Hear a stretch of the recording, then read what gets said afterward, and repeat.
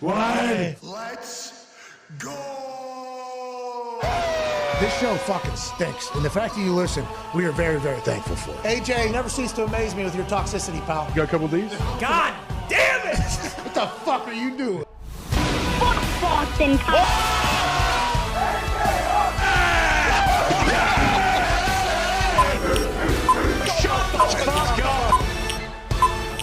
Hello, beautiful people. It's Winter Wednesday, November 16th, 2022, and this sports show from the FanDuel Thunderdome starts right now. Football! Is looking ahead to its 11th weekend of NFL football already. Damn, unbelievable. Let's make sure we enjoy all of this. There's some stories that we definitely have to cover from around the NFL that we haven't covered yet this week. There's some, good banter from Kevin O'Connell, the head coach of the Minnesota Vikings, chit-chatting about the game that was in Buffalo this past weekend. Speaking of Buffalo, potentially 3 to 4 feet of snow coming for their Browns game this weekend. I seen that earlier in the week on the Doppler because I grew up in a city in which Joe DiNardo was the weatherman. I took the under. It was originally at 47. And he's dropped down to 43. I think it's going to continue to go lower and lower. Probably, but also the College of Buffalo plays on Saturday too in Buffalo, so that's what I'm thinking about. You're saying the college football team up there in Buffalo? Yeah. They have a game? Yeah, and the snow will definitely be still snowing on Saturday, I believe. They said they don't know if it's going to be that big on Sunday. Maybe the tail end of the snowstorms on Sunday when the Browns take on the Bills, but definitely on Saturday it's still going to be fucking coming down. I believe it will still be snowing on Saturday. For those that don't know, we're whispering because we don't want to say it too loud because we don't want to jinx it, but it feels like the fucking unders in those two games are the right plays, and we have been gifted a bet from the fucking football gods here early in the season.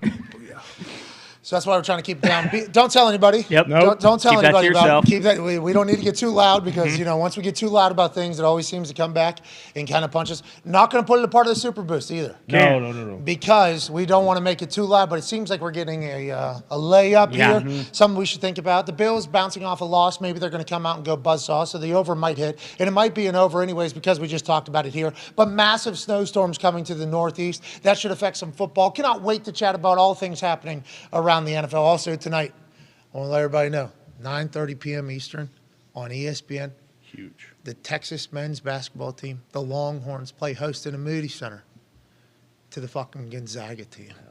This is a big matchup. Gonzaga's ranked number 2 in the country right now. Yeah. Good squad. Texas ranked 12th. I'm a coach of the Texas men's basketball team. You all know that. A lot of people in West Virginia get all mad about me being a part of their hype video. I'm a fucking coach of the team. Okay? What do you want? We win national championships. I'm cutting down the fucking nets. What do you want me to do? Sorry. I don't know, Bob Huggins. What do you want me to do? Yeah. What do you expect? I'm a coach of the team. I'm sorry about it. I'm sorry that I'm going to cut down nets at the end of the season after March Madness is all said and done. And Coach Beards and all of us down there in Austin. That's right. Our Texas Longhorn men. The women's team going to win too. I'm not a coach of the women's basketball team down there in Texas. I like what they're doing with their program. Oh, yeah. Keep it going, I like bro. what they're doing with the program. But I do know the men's basketball team. I've been a part of this men's basketball team since before they had before they had paint on the wood on the practice facility. Long time. I've been there since the beginning with these boys. And we got a team. We got a bunch of dogs. Had some dogs last year. Made a run in the tournament or whatever in Coach Beard's first year. This year, second year coming back, got 2 players transferred out of conference. They were players of their conferences transferred in. Massive. Dogs on this Texas team. Yeah, I'd say. Dogs on this. They ain't worried about content and everything else. These dudes are worried about kicking teams' asses, winning games, and cutting down nets. Now, is there a goal of the NBA at the end? I assume. But I like the attitude of that locker room that I've gotten a chance to chat to a couple times now and kind of meet a little bit and walk around. Tonight we got Gonzaga. We find out who we are tonight. We found out where we are tonight. A lot of season left. Obviously, a lot of things can happen. But what are we? We find out this evening with the Texas Longhorns men's basketball team taking on Gonzaga at 9:30 Eastern now. A little late. That's a little late. Can't wait, though. But I'm going to be antsy all day for that. So let's go, Texas. Here we go, boys. Let's go, boys. Hook 'em. We're cutting down nets. We're going to be fucking cutting down nets. The Talks tables here at Boston Connor, at Ty Schmidt. One half of the Hammer, Dahn. Cowboys, Tone Diggs is here. And the host of Everything DB, the NFL matchup shows, the Man-to-Man podcast. And obviously he's with us every single Wednesday and Thursday this particular NFL season. Ladies and gentlemen, Darius Butler. Hey, Tebow, we're cutting down nets at the end of the season with this Texas men's basketball team. I am so pumped up about it. I've never coached a basketball team in my life. Now I'm a coach of a team that's probably going to win a national championship. Do you know how excited I am, D-Butt? Hey, very much so. I saw the promo last night. Come on. Or was it this morning? It went out last night. Okay. We filmed it last Friday while we were watching Michigan State play Gonzaga. Mm-hmm. I was a little scouting. Me and the coaches were watching that game, Getting seeing ready. a lot of things. Saw a couple, I think there's a couple things that maybe we could take advantage of. Okay. For those that are wondering, the Texas men's basketball team was getting a half a point this morning while I was on the treadmill. I finished my workout, hop in the shower, I come back on the other side. They are now favored by 1.5 points. I don't know what happened other than that promo video maybe you haven't seen by the masses. Everybody knows that these boys are about to fly around. Right. But this Texas team is dogs. You get a promo from this show, Normally. probably going to win. Normally I get things. cut one for you, Con. Here we go. Yep. And we became bowl eligible. Huge win. Massive dogs. 15. I think Gump bet on it. So, Oh, yeah. good vibes. I think we have good Standard dog. vibes. But also, no matter what happens tonight, this is the second year in the system. We're a young team still. Exactly. We got things to go. I think we're going to bode well this evening whenever we play Gonzaga. But if we don't, a lot of season left. Now everybody knows Kansas is the reigning, defending, undisputed national champion. Of course. Yep. Always going to be a big dog in the dog park that is the Big 12 of basketball. Baylor has a fucking squad. Shoot. The Big 12 is nothing to mess with, obviously. But our team feels good about where we're at. And tonight we're going to learn a little bit more. And I just hope everybody gets to enjoy it. Everybody gets to kind of make some money off it by betting on Texas Longhorns tonight. You want to play a game like this early in the season. You don't need to be beaten incarnate word by 85 points. You bring the top dogs in. Bring Zags in. Let's see what happens. So we beat Houston Baptist by like 54 or something Exactly. like that. last Check that Thursday off night. the That's list. a good. That's a good That's a team. warm up. Yeah, that Yeah. is It's different. That was good. It was good. And I got a chance to see the team, chat with the team, see how everybody's doing. The day after that game, nobody was happy. Nobody was content. It was like, okay, that was practice. Mm-hmm. Now all eyes are on Wednesday night, ESPN primetime. We got Gonzaga. We've been working our asses off in the house. 100% attendance all off season. It's pretty good. Is that good? What's that about, huh? Is that Very. Is that good? 100% attendance for everybody? say. Every single one? Bought in. Everybody's bought in. Brand new facility, brand new practice facility. Beautiful. Kevin Durant's down there in the offseason shooting around. So if you go in and put extra work in, there's a chance you're going to be at the gym at the same time as arguably the greatest shooter of all, Steph Curry. Top 3 shooter of all time. Top 4 shooter of all, I'm not going to get in there. Unbelievable shooter. Unbelievable shooter. Greatest scorer. I'm not going to get into that argument. But I think what the culture is, and it's for the culture down there. The culture, they have a lot of extra work. The amount of hours extra that guys are putting in on their shots and everything like that, they have it all kind of tracked and talked about it. They're like, this team wants to be great. And I'm like, thank you for letting me be a part of the team. Yeah. That's right. Let's go fucking cut some nets, boys. Here we go. Goddamn right. And they know, I told them this last time I chatted with them, we cut down the nets at the end of the season. Mm-hmm. Every player on the team is getting $35,000. So Something we to play talked about it for. on this show before. Little But sweetener. That was an announcement that was made by me in the team meeting on Friday. And was I prepared going in there to do that? No. But after I looked around, I saw the boys. And who knows with NIL deals if that's even an amount of money for all those guys. But hey, a little cherry on top for some of the dudes that are in there. right. Maybe if they're doing that, I don't know how college basketball NIL is. But I let them know. Hey, we cut down nets. Not only are we going to have a memory forever, not only going to be, stapled into this institution's history forever. Your names will be on the wall like these guys. Not only that, but also just a little extra jingling in your pocket. For That's the right. next It doesn't hurt. Why not have a little good time on your way out Yeah. of there? So let's go. Tonight isn't end all be all, but tonight's a big night for the Texas men's basketball team, and I'm excited to watch along from home out there. Yeah. Oh, yeah. Season starts tonight. And like they say in Texas, you got to trust the climb. I mean, this is only their second season, so Coach Beard, he's going to get the boys on the right path at some point during this season. Also, are the 2 chains for a little extra mojo? Because I see you got 2 on. Not So I just did it one last today. week too. I did it a couple times last week out of nowhere. Oh. To be clear, I lost the smaller one for a while. Rest in peace to this one for a long time. Yeah. Found it. It was in the bathroom in here. Really? Yeah. So, so one day last week I just tossed it on as well. And this morning, same type of situation. After workout, I seen it. I'm like, welcome back. You know what I mean? Because I haven't seen it in a while. So maybe it is a little extra mojo. Maybe I'm trying to send a little golden vibes down there to Austin, Texas, which is an over 2-hour flight. Yeah, it's a far one. Was thinking about going down to the game tonight with a lot of traveling. I mean, that's 4 hours of flight on a Wednesday, let alone go to Montana on Friday and everything else you got going on. So I apologize. I'm going to miss it. But the corral, the student section down there, those motherfuckers are going to be bonkers, dude. The boys know you'll be there in spirit. You'll be there in spirit. Hell yeah. Lose an hour traveling, too. You can't have that on Hell yeah. They'll probably play that video, too. So it's like you are there. What you've done for those boys. All right.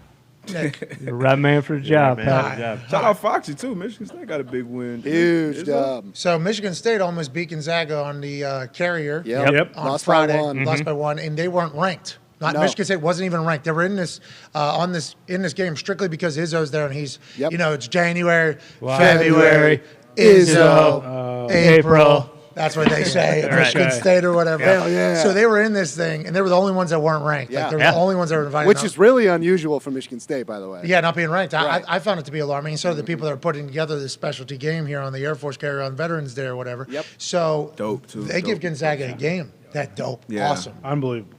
Great. Not out at sea too, so the floor isn't shaking. Yeah. I'm sure the breeze was something. I'm sure there Oh was yeah. a little I'm sure something. it's very weird playing on those. Gotta be, yeah. We talked about that, us coaches of the Texas men's basketball team, as we were watching that game. Yep. We talked about it. They're talking about how when you get March Madness near some of those stadiums, The depth perception. he was like that. They were talking about how that's something like you have to address, like in practice, in the walkthroughs, in the shoot rounds. Like you might take some time away from doing something else and be like, hey, get your shots up. We need to get as comfortable with this as possible because of the backdrop of it all. And when I was at Texas the first time, their practice facility didn't have the paint on the wood, but I was shooting on their hoops. I had no idea where I was. Looking back on it now, I think I was pulling up from half court a few times after now that I've been down there. And then there's a couple times where you think you're at NBA 3, might be at like high school 3. You don't really know. So it kind of fucks with your depth perception a little bit. So I can see how the stadiums could do that. I assume out on a dock of a bay, there's probably a little bit of that problem as well. Yeah. Nonetheless, Michigan State gets a big win last night over yeah. Duke. Kentucky. Kentucky, yeah. Double overtime. It was pretty crazy. Michigan State's going to be ranked, we assume, here? Oh, Yeah, I would assume yeah. so. Has to be. Not going to be ranked as high as Texas after what happened. Not yet, but they'll be on the way. Taking on number 2 team tonight. Good luck to Michigan State. Good luck to Texas. Hey, boys, tonight's not net cutting night, so let's not get crazy, but it is nut cutting night. Goddamn right. Okay, tonight we find out who we are. That's right. Let's start this thing. Let's go cut some nuts, boys. Here we go. Hook 'em. Hook 'em. All right, let's talk about some NFL stuff. We got Edgerrin James joining us in about 5 minutes or so. His football life will debut on NFL Network on Friday. Cannot wait for everybody to see that. Obviously, he's already written a book called From Gold Teeth to Gold Jacket, My Life in Football and Business. I'd assume the book is going to have a lot of the stories visualized for the football life. Incredible tale of a man that was literally a badass and also one of the hardest working people of all time and took care of a lot of people. Cannot wait to chat with him in about 5 minutes. Cannot wait for the world to learn more about him with his football life coming out on Friday. Patrick Peterson, fresh off the game-ending pick in Buffalo this past weekend, will join us in the second hour. D-Butt's obviously here all day. We might have another surprise guest from the WWE at some point. Yeah, there's a canned food drive happening this weekend at the Ohio State-Maryland game that a former player who's now a WWE superstar runs together. He's been doing it for like 6 years or whatever, hoping to make it as big as possible. Anything to make the world a better place we're about. And also, if we don't get a chance to chat with him for whatever reason his schedule is, hey, Top Dollar, good shit this weekend. Way to go, Baby Top Dollar. He used to play at Maryland, played in the NFL for the Dolphins, I believe, and for the Giants a little bit. Now he's WWE superstar Top Dollar. AJ Francis, I think, is his birth name, original name. Top Dollar is the only thing I know him as. Yeah. He's a rapper, big guy, big, strong guy, beats the fuck out of people on SmackDown. Also a good human for the community and a great personality. Hopefully we'll get to chat with him. And nonetheless, let's go ahead and dive into some stuff. Darius Leonard has had successful back surgery, which is hopefully going to cure his ankle issue he's had going on. This Indianapolis Colts team is certainly a fascinating conversation. And also with Shaq Leonard, the artist formerly known as Darius Leonard. Yep. Shaq Leonard, known as Darius Leonard at the time, which was last season, was almost up for the defensive MVP, fucking one of the best players in all of football. He's a game changer. Every time he was on the field, there was a good chance that the ball was going to get turned over, whether it was a punch, whether it was a pick. He was a playmaker, a game wrecker. Then he gets a back surgery to hopefully fix an ankle problem that he's had for a couple years, and we all assume he's going to come into the season and be better than ever. And if you look at our roster, including Shaq Leonard, you're like, God damn, the Colts are going to go win a Super Bowl. The Colts with Matt Ryan are going to be better than the Colts with Carson Wentz. Then the way the season started, Shaq wasn't playing much. He seemed to have lost his confidence. He was still going through it. Obviously, now we know that because he's had to get another surgery. And the Colts have been a big fat dud there for a bit. Fire Frank Reich. Bring in Jeff Saturday. They're undefeated. Damn shame we don't get to see Shaq Leonard the rest of the year. Damn shame the NFL doesn't get to experience the maniac on Sundays because of how electrifying he is as a football player. But the Colts seem to have something going. Am I jumping to conclusions too quick? Or is there a chance that all those hopes and dreams we had going into the season have been kind of refreshed and reborn with Jeff Saturday taking the helm? And am I right for doing that? Darius Butler, also former Colt player, who has been following along with this team pretty closely. I mean, we're obviously very, very close to the situation. So very close, very biased. Joe Thomas, Bill Cowher felt that. Very biased, very optimistic. And you got to be after what we saw for the first half of the season from the Colts. Obviously, with the high expectations coming in. But now it's like, it's fresh blood. You got Parks Frazier calling plays, dialing it up. Similar to Texas, got a nice little practice, little warm-up against the Raiders. Now we got the big dogs, the Eagles, coming in. But I'm excited, man. I was more excited about that Colts kickoff last week than I was any previous game this year. So I'm excited. Love what Jeff is doing so far. Be interested to hear, Edge's POV because he went out to Vegas for that game. But I'm excited about it. I love it. I am too. I'm pumped up about the roster. Everything we have bodes Jonathan well Taylor. for football that matters. Yes. Mm-hmm. If that offensive line can play like they played against the Raiders, like they played last year, like they have not played this year at all coming into the season.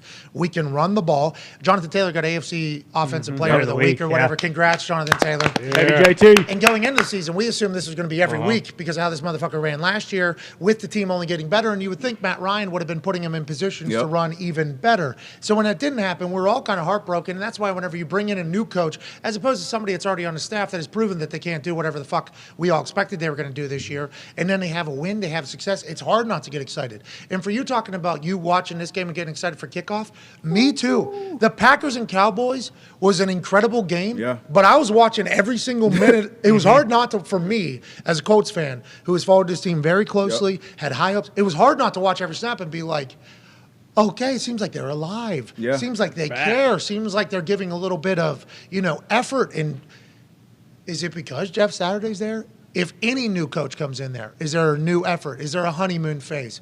I think this is the week, really. We see what Jeff Saturday's input is, what the culture is going to be like going forward. And it is a damn shame, though, that Shaq Leonard's not playing because that motherfucker was electrifying to watch on a football field and obviously would make us better. Yeah, and who knows if he was any other coach, but I feel like it means more because he is part of the Colts Ring of Honor and he's like a legend for that team. So when those players, hear him say stuff, for instance, if he said anything to the O-line as a former, O-line who established who the Colts were, it feels like it would mean more. And also for Matt Ryan to sit out a week, like how big, that was probably the first time in his entire life where he's been benched and wasn't playing. So multiple weeks. Yeah, I mean, that's huge for him, I feel like, and that kind of probably revitalized him. Like Von Miller's talked about being traded and kind of revitalizing how you feel and, your game almost. I bet being benched might be similar for Matt Ryan just because he was, the number 2 overall pick? Maybe. Every year. He just got traded this season, too, though. So if he didn't have that fresh feeling or whatever, but he might have been able to try to continue to learn the playbook and learn what people are doing and learn what they're liking. And I assume Jeff Saturday went to Matt Ryan and was like, hey, what do you like? What do you not like? What is easy? What is not easy? And I'm not saying that Frank didn't do that, but Frank's calling plays, so Frank probably has a vision of what he would like it to be. Jeff's not calling plays, so Jeff is just like, I just want us to fucking execute whatever we're going to put in. I would like us to execute, as opposed to Frank, who's like, if we do this, we can do this, we can do this. And once again, this is not a shot at Frank. I'm just saying, whenever the play caller isn't the head coach, there's a different view of things. Like the head coach just wants the shit to look good, be good. What is our best shit? Where the play caller is like, well, we have to do this because if we do this, it does this. Kind of a degree of separation has been good for the Colts. They got the Eagles coming off a loss. What does that mean? Who knows? But if Jeff Saturday wins, hey, man, If the Colts beat the Eagles, I wish the fucking Eagles would have won over the Commanders. Same. Even though we had Taylor Heineke on yesterday, he was awesome. I hope he enjoyed his zins. I hope he had a great night. But I do not love the fact that the Eagles' first loss happened to be 6 days before we're playing them. But I don't think this Colts team is going to be scared at all of anything, and we have a recipe to win games when it matters. We can run, and our defense is good. And that is December, January, and hopefully February style of football. And if Jeff can find it, let's walk in. I love the true fan coming out of you. We're back, baby. What's that? Like, you're very excited. Like, you're like a true fan of the team. And then when they get beat by 30, it's going to fucking break your heart. To the Eagles, you think? Dude, I don't like that. Dude, I don't like that they lost to the Commanders. Oh, it's never at good. all. I like it. That's not good. I don't like it. Gave us a little blueprint. They didn't play great against the Texans, so you're like, and then if they didn't play great against Commanders but got the win, then the Colts, like the. Let me tell you how I feel. Now. I feel like it's first week of season.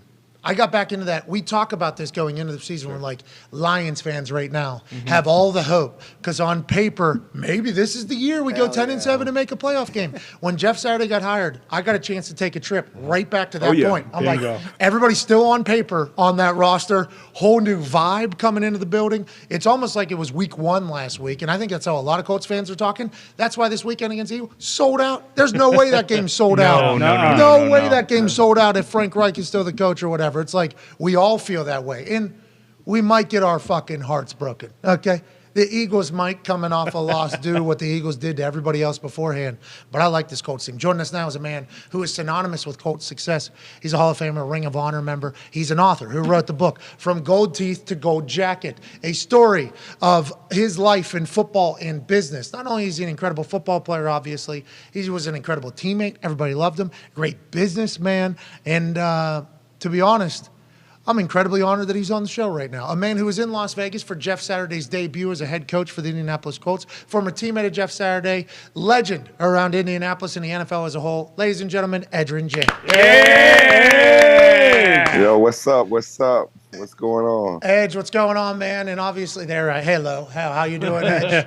Where are you right now, Edge? You down in Florida? You back home? You've been traveling a little bit? What's going on? I'm in California. So I'm in California. I go back to Florida tomorrow. So been a West Coast run. Okay, so we saw you at the Raiders game, and we'll dive into the football life, which debuts Friday at 9 p.m. on NFL Network. Can't wait for the world to learn more about you. You're one of the most interesting and fascinating people of all time, I think, honestly, but in all good ways, not in bad ways. Everything's good. But let's talk about. I appreciate that. Hey, no problem. Let's go to Las Vegas, though, real quick. Why did you feel like you should go to that game, and what were your thoughts when Jeff Saturday was hired, and what are your thoughts now after 1 week of watching him work, former teammate of yours?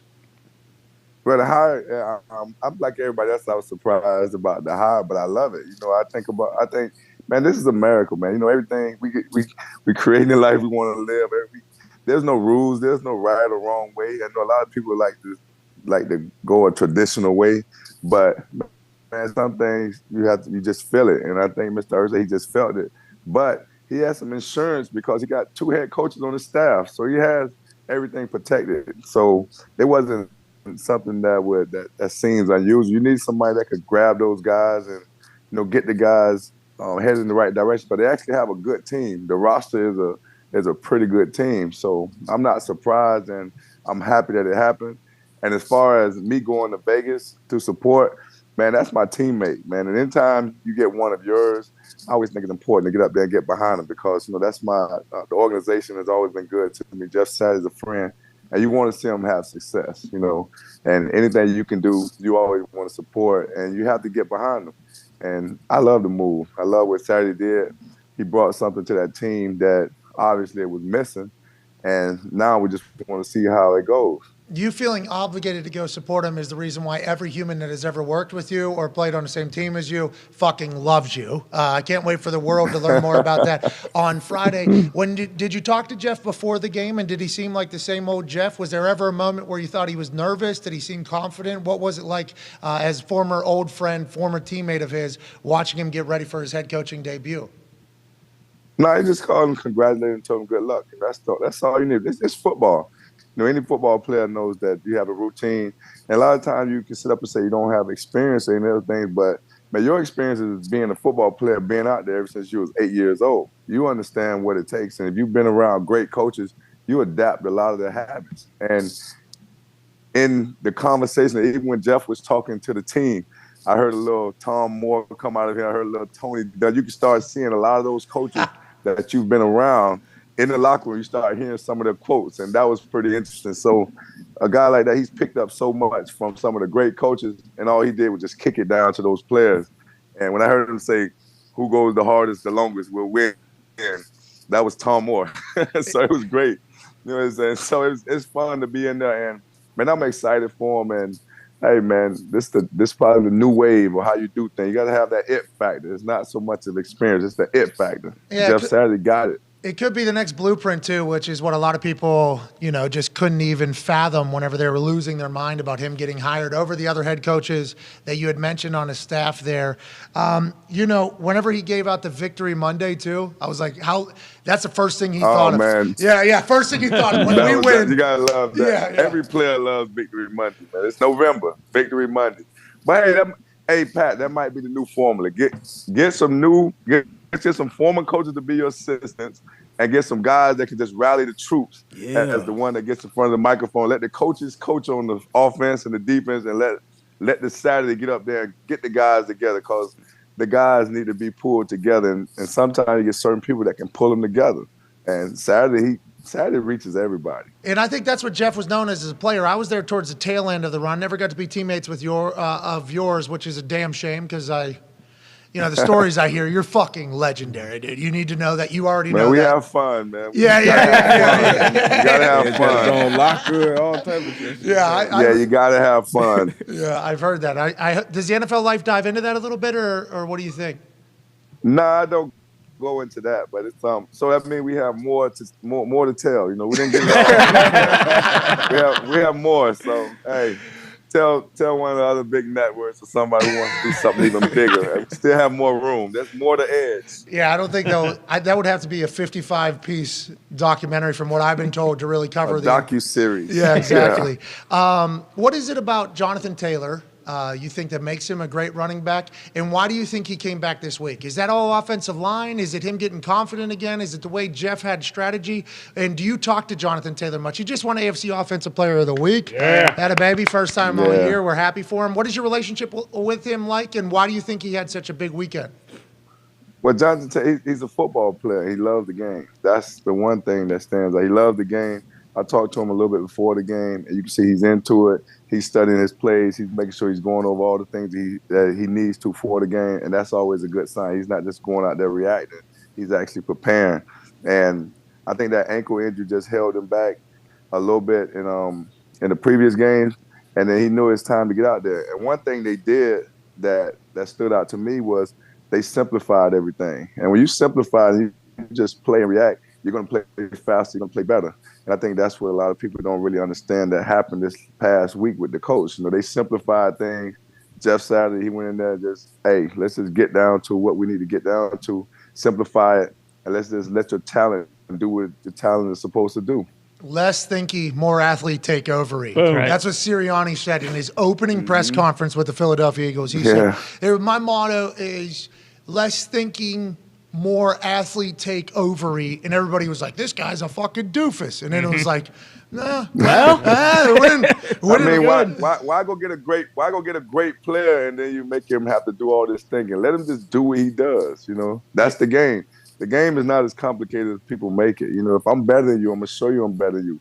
But if I have to think about all these different things I have to do, you have an advantage. Yeah, well, why don't you be? Hey, you're going to be no. You got too many jobs. You got too many hats already, including an incredible father. I want to have fun. I want to have fun. I don't want the stress part of the job. Yeah, it's hard to have a good time whenever you're the head coach, because at some point an L is coming and they're going to expect you to be miserable all the time, regardless or not. D-Bud has a question for you, Edge. Hey, Edge, what's up, man? What up? What's happening? Obviously, great football player on the field, and they'll dive into that more on Friday. But off the field, you've been incredible business-wise. Was it somebody, who showed you a bunch of game and kind of brought you under the wing, or was that more trial and error for you once you transition out of the game, which is tough for guys? A lot of trial and error, and I love the business game. It's just another sport, but this one don't end. You can't get fired from this one. You can't get too old for this one. This right here is forever, you know. So, and I love that game, and it's something exciting, and every day, you know, it's game on every day. You gotta love it. Do you enjoy the negotiations and all that? What type of? Because I know. Hey, I thought one of your businesses was going to hold the gold jacket from you, but instead it's blossomed. You made a bunch of money off it, and you got into Hall of Fame. But you have a diverse portfolio of businesses that you're into. Is it just every day kind of open mind, whatever shows up, or do you have like set blueprints on what you're trying to follow, where you're trying to get to? I think it evolves around free time and fun. You know, things that you're having fun, things you don't mind doing. You know, those are the things you're looking for. If there's opportunity, you know, you're always looking for, okay, there's an opportunity here, there's an opportunity there. So I'm just open to everything. I think just doing one thing all the time is kind of boring. So it's more of it's like a mixture of making funds but having fun. So it has to have both of those in the mix. Bars. Hey, maybe we get into rapping next. Ty has a question for you, Edge. Go ahead, Ty. Edge, going into the Hall of Fame recently, I assume you did a lot of reflecting then, but when you're going through your football life and you're kind of, you know, mapping that out, is there anything from your career that you, like, you know, maybe gets lost in the shuffle and you forgot, like, oh, man, I was really fucking nice and I forgot that I did this? Or is it the kind of thing where because you just went into the Hall of Fame, you kind of had all that reflection and, you know, I mean, you're a Hall of Famer, so obviously you know how good you were. I mean, you lived it, you know, so you lived it and you just go through it and you're like, man, this right here was actually pretty dope. But when you start looking at the football life, it starts to bring back, you know, a lot that it took to actually get there. And it's like, man, you know, I could have had more yards or I could have done this. Or, you know, it's all those things you look at, but at the bottom line, it comes down to it really didn't matter because you still got to where you wanted to get to, and the story is going to be what it's going to be. I love at the Hall of Fame, whenever you told the story about going out with everybody and driving everybody, and they thought you were drinking, and then you drop everybody off at the houses or whatever at 2:30, then you're going into the gym. You're getting another hour in afterwards, and was like, hey, you were out and about with that crowd. You were able to build up the chemistry with your teammates. You were able to build up the camaraderie, but then you're also putting in the work of the people who are robots and can't necessarily do that. You're an anomaly, dude. I hope you know that. I can't wait to watch NFL films and kind of see even more of it. Tone Diggs has a question for you, Edge. Edge, does the football life dive into your time at the U? And obviously, you said you're not going to be coaching, so you're not going to go coach the U. But what former teammate, what former U player should be the head coach of the U to turn that thing around? Well, we have a coach right now. We have a staff that's put together. So it's just a matter of us getting the right players. So we have to see this thing through right now. We're just not getting started, so we can't jump ship hey, they like stink. that. They stink, dude. Say Ed Reed. We have to get players. You have to get players. College football is about players. If we can keep South Florida players in South Florida, we'll win national championships every year. That's the problem. Everybody's coming and picking our product. Hey, like we mold them at the youth football, and we do real well with them in high school, and then the big schools come and drop that bag on them and take them from us. Yeah, no, you need to get that guy that Shapiro. Was doing Shapiro. We need to get Shapiro back in there. Shapiro, he's doing time, and now it's on vacation. Hey, now that I'm part of the college football world and I get to hear the conversations behind the scenes, you know, for College Game Day, it's like the thoughts on what Cristobal was going to do, and also the assistant from Michigan, who was the best assistant in all of college. The phone going. You hear me now? Yeah, I can hear you. Okay, so at the beginning of the season, it was like, hey, Miami's back. We're going to do this whole thing. Cristobal is hired. Another assistant coach is hired. They got guys. And then like 5-6 weeks into it, they're like, did they make a massive mistake? Is Miami ever going to win again? It's crazy to hear how the conversation goes in college football. But if Miami can be back, that's great for all of college football. I hope it happens. I hope that. Yeah, you have to get players. You can't just bring it. You can't just bring in coaches and think it's going to actually change everything. You still need players. You have to get players. We need to get the players. Yeah, well, hey, is Ed Reed going to figure it out? I think so, right? Ed will figure it out. Well, Ed's a great football mind. So you have a bunch of football people on there. You have people that knows the game inside out, but you don't have the people that know how to do the things that it takes to be great. So once you get those type of players, then it all come together. But as long as you have one without the other, University of Miami would still have the same issues. All right, let's figure that out. Let's get both sides together. Come on, there. yeah. Connor, your question for Edge. Edge, it feels like this year more than ever, there's a lot of debate going on about the grass versus turf fields. Did you feel strongly about that at all while you were playing, and do you prefer playing on grass like it seems most players do? I really don't. Me, and this is me personally. I come from Immokalee, Florida. We don't really have much. So grass, football, concrete, dirt, mud, it doesn't matter. Football, I'm talking about, it's about bottom line. Like, I used to play that. It's like turf. playing the game. Like, man, we're warriors, man. So whatever they put out there, I'm gonna make it work. I think I watched on your Instagram at Edgerrin James, which is an incredible follow. You going back to your home where you were born and raised, and then that field that was out in front of where all the house where you stayed, I think, and that whole thing. Is that a lot of the NFL life? Were you filming that? And those were the things that I was seeing on your Instagram. Was it a football life that was being filmed? And is that a part of the? No, it wasn't. It wasn't. But they saw some of it and they used some of it, so it actually worked out. But that was It all came together. So we was a little bit ahead of our time. Yeah, you were like filming it. He was like shooting a bunch of stuff for his Instagram. It was like high level shit was being shot. And I'm like, what's going on here? And then we thought there was a potential doc, and now the football life's coming out. It's like you have a bunch of footage already that I assume they wouldn't be able to get. I can't wait for Friday night. I can't thank you enough for joining us. I hope life is good over there on the West Coast and safe travels back to Florida. All right, man. Thanks for having me. Anytime, man. Hey, you're a fucking author too, dude. Let's not, you know what I mean? You're writing books. That's dude. what I'm talking about. Now we need to win. Now we need to win an Emmy. I can be an author, an Emmy, and then I'm out here doing a little acting roles. So All right, Edge, do your thing, ladies and gentlemen. Edgerrin James. All right, thanks for having me. Thank you. Hilarious human. Yeah, legend. The stories around the building about Edgerrin James. I mean, the best one, I think, that was made public that doesn't get talked about nearly enough is the preseason game that was going to be held in Japan. Yeah. And it was a preseason game that needed like a 11-hour flight and then an 11-hour flight back, and then ended up making like negative $2,000 because of the preseason check plus the taxes. And Edge has always been very businessman. Like, I don't think you're going to see Edge in Japan. Edge actually said that like to the media. Then he had a hamstring that popped up like 2 days beforehand. He couldn't practice 2 days beforehand. And he referenced a restaurant, you know, being as close as he's going to get to Japan this training camp. And then the NFL like had to like, hey Edge, you come on, you have to go. We'll do this whole thing. So they had to negotiate with Edge to get him to go. The NFL had to negotiate with Edge to get him to go. He ended up going. Yeah, but it wasn't. He didn't play. He did not play, Yeah. and it was not standard terms that happened. That's and terrible. it was like this guy though that he talked about in the Hall of Fame speech about how, you know, gold jacket or gold teeth, dreads, the way people would like initiate conversations with him or how they would talk to him, he would like take advantage of that basically because inside he had this executive brain that was basically happening. And you learn a lot about people whenever you get to chat with them. And then all of a sudden it would come to like negotiation time or chit chat time, and Edge would be like, didn't you? And then boom. Yeah, gotcha. It was like, all right, well, we're dealing with we apologize for it. Yeah. We apologize for not. Misread that one. Yeah, we apologize. Probably had to deal with that. Got to deal with that. Yeah, there's a lot of that. I mean, I don't have gold teeth or dreads. I do wear a tank top in most negotiations, though. It is all. I enjoy, and this happens a lot still to this day, and it's probably a pretty accurate assessment, but I have pretty good observation skills, I think.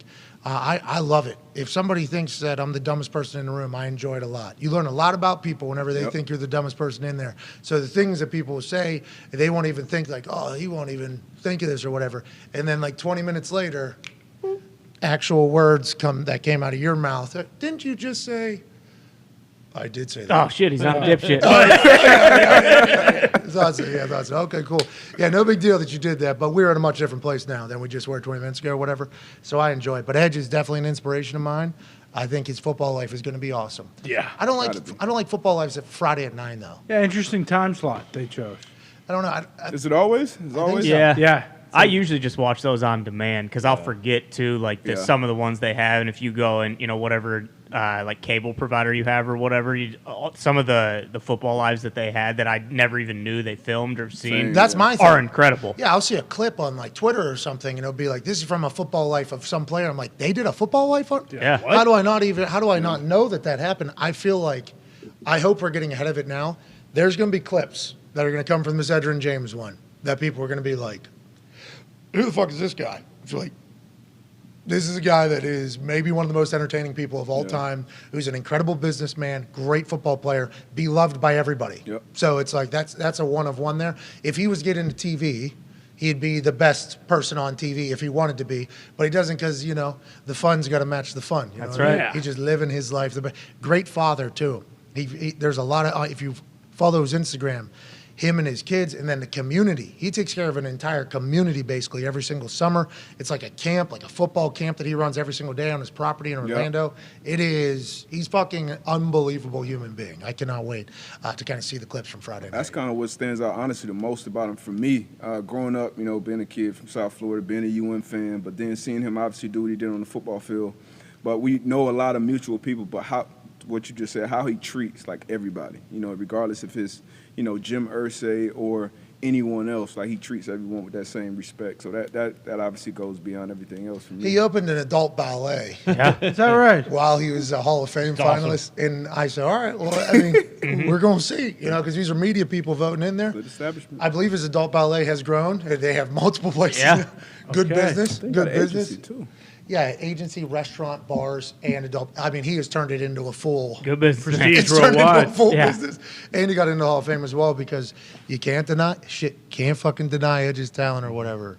I hope people do watch that too, because like younger NFL fans now, or even like kids who are in high school, I feel like it was like, Peyton Manning was running the Colts. Like people forget how, I was only like 10, 11, 12, in that age range when he was, really going, but he was unbelievable. I mean, he was like that really like first wave of, guys we see now, like McCaffrey, guys who were explosive, who could catch it out of the backfield. And it seemed like every time he got the ball, it's like, yeah, exactly. They got rid of Marshall to draft him. Content machine. If he was around in the social media era, not just his highlights, because he'll make cuts that just people Freak. see you later. Yeah. But then his interviews, just like The clips with the clips, Yeah. he would have been a social media monster. Because I think his rookie year, I think he rushed for like 1,500 yards. led the Like league he came in and, Yeah, he was the just rookie like of the year. right off the bat, it was like, oh, this guy's fucking unbelievable. You asked him about the turf. They were playing that old. Yeah, Yeah. the shitty Turf. one. I was at the RCA Dome here. Yeah. That Yeah, was there's a lot of AstroTurf fields that guys just played on. Tony. Hey, safer. What's the hashtag? Safer fields. I'm with it. Whatever it is. I'm Tony, with it. didn't you get injured on a grass. turf field a couple years ago out here? Here? Yeah. Yeah, it didn't fucking stop me from playing though. Hey, man. That's right. That's right. Fucking, That's was that great. work? Was that work the next day? I'm a big proponent of putting good grass field in everywhere. No, actually, you're right. I did a few segments and then I fucking had a bad play and I fucking left. But I did come back for the last segment of the show. What? I don't even know what we're talking about. I don't know what you're I mean, I know what you're trying to do, but that made no sense, Tony.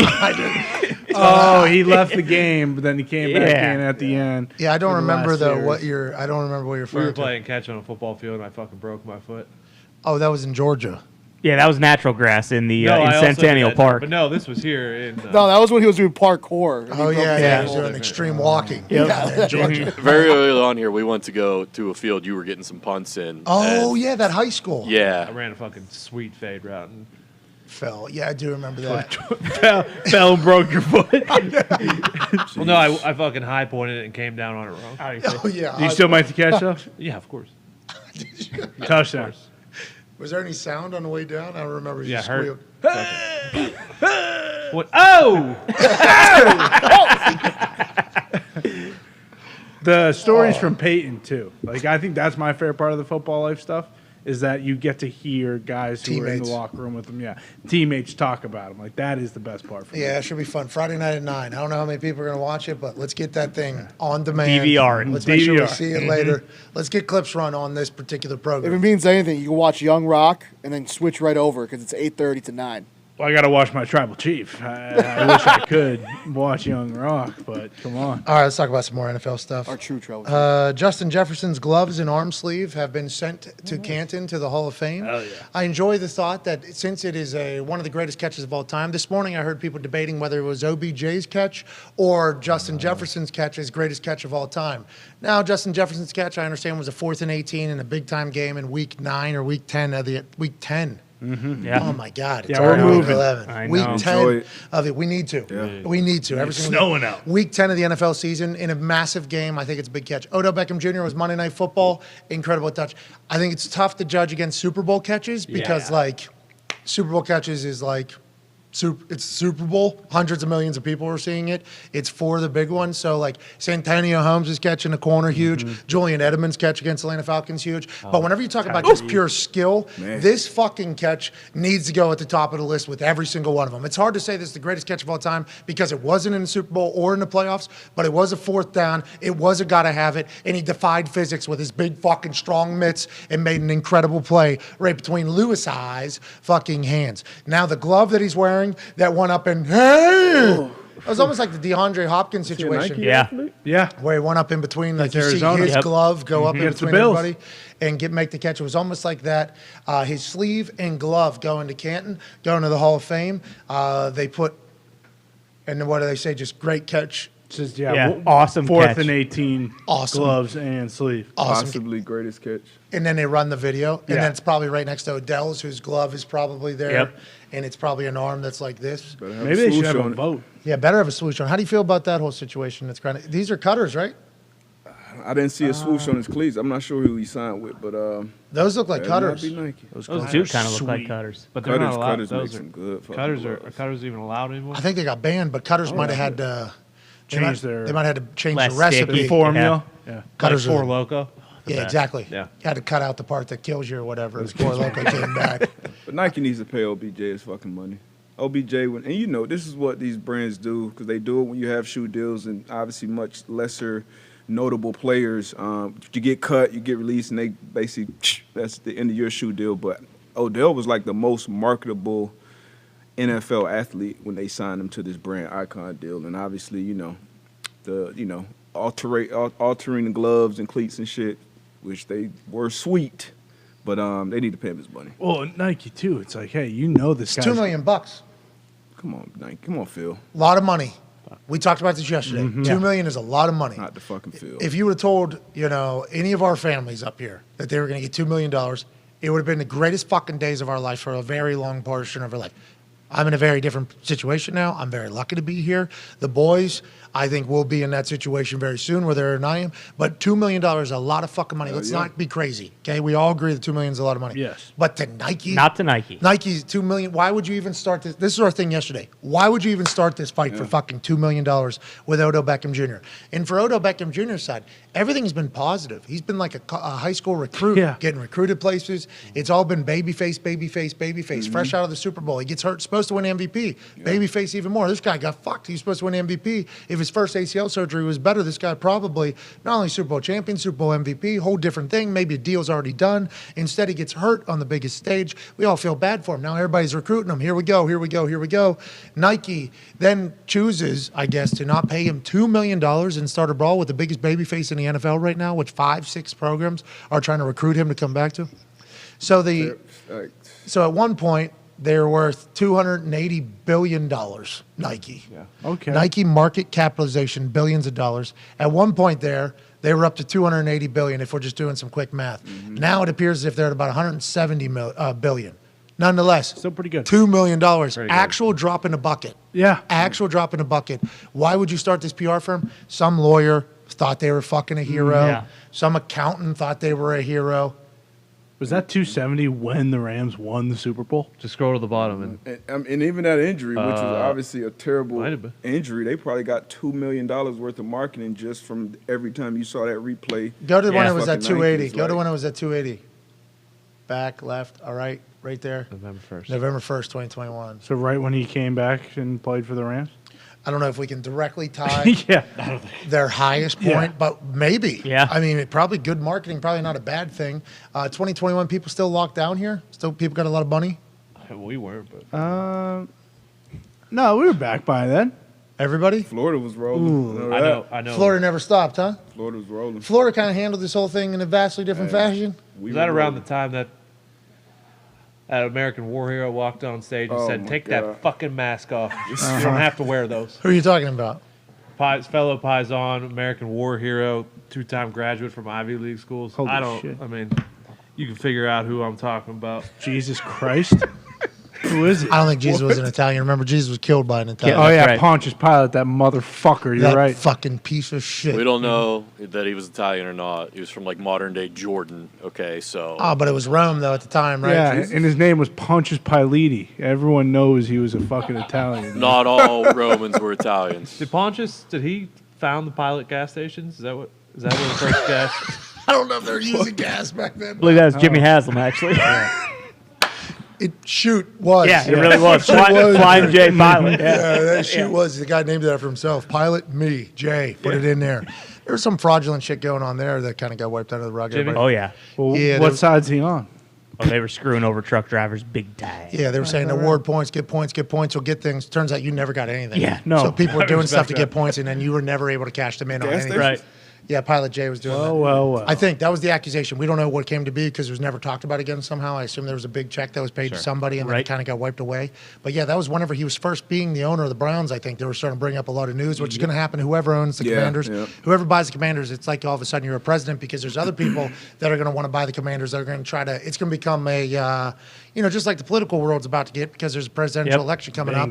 Dylan's going to be, sounds like Dylan's going to be diving head first See into where his flag is. Cowboy hat first into it all. Yeah. But I think like when new ownership happened, there was a lot of like, this is what you guys want. This is what you guys want. Probably because some other owner or some other rich person wanted to get in there. But I think the Pilot J ones were running quite a scam of rewards. Zito just told me $92 million settlement to get out of that one.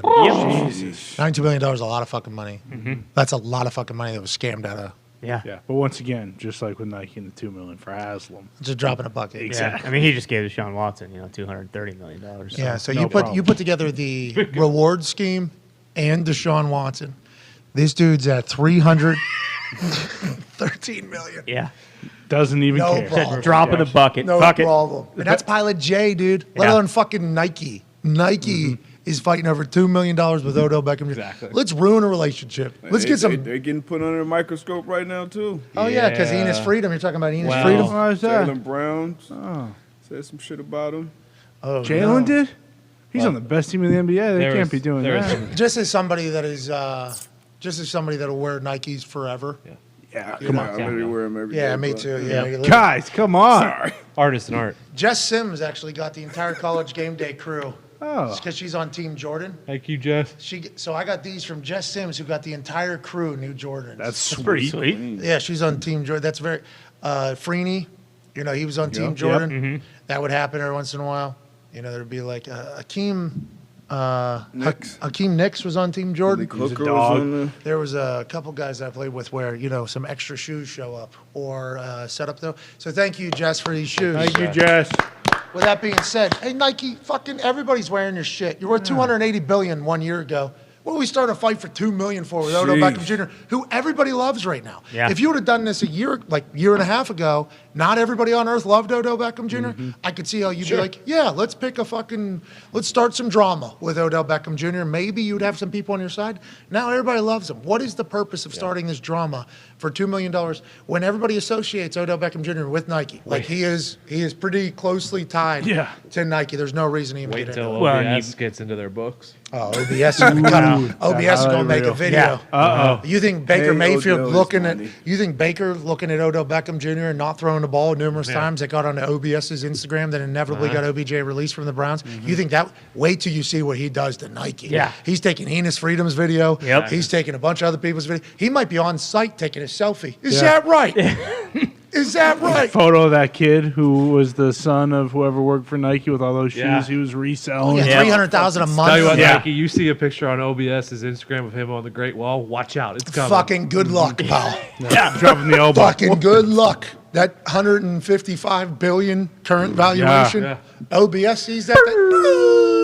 Not to mention Drake. I mean, Drake and Odell were just filming that music video for that baby song over at the Nike headquarters. I bet Drake's going to come out and speak against him, not do anything for Nike ever He's again. got those OVO Jordans. Yeah, I exactly. believe. For now. For now. For now. It might be OVO Got a Adidas. month. I'm taking these Coming shits off. They got a month. I don't know. Bill. What's that? They got a month. I'm going to. No, I can't go to Adidas. Puma. Why not? Well, turns out Dave Chappelle let the world know. Yes, F1 drivers wear fucking Puma shoes. What about Asics? Well, Balenciaga. Just do Balenciaga like yeah. dirty. Dirty shut up today. Costs too much. That's Saucony. what I said about Yeah. it. New Balances, maybe? Asics? Yeah, Asics Yeah, maybe. looking Brooks. fresh in the new I think ones. we're missing the Hokas right now. Hoka- Yeah. Hokas. Oh, Hocus. Hey, I've been walking in these things. My knees feel like I'm walking on clouds.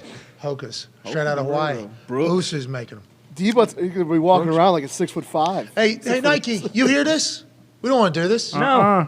There's no reason for us to do this. We've kind of turned a blind eye to a lot of things Yeah. A lot of things. for a long time. But fucking $2 million to Odell Beckham Jr. for whatever reason you think? Come on. We don't want this guy to wear fucking Hokas every. I love Hokas. They're awesome. We don't want to have to do that. I We don't change wanna do it. change out our entire closet. How about Odell Beckham Jr.'s shoe closet Yeah. that went viral? So many Nikes Great in there. marketing. Great marketing. Great marketing.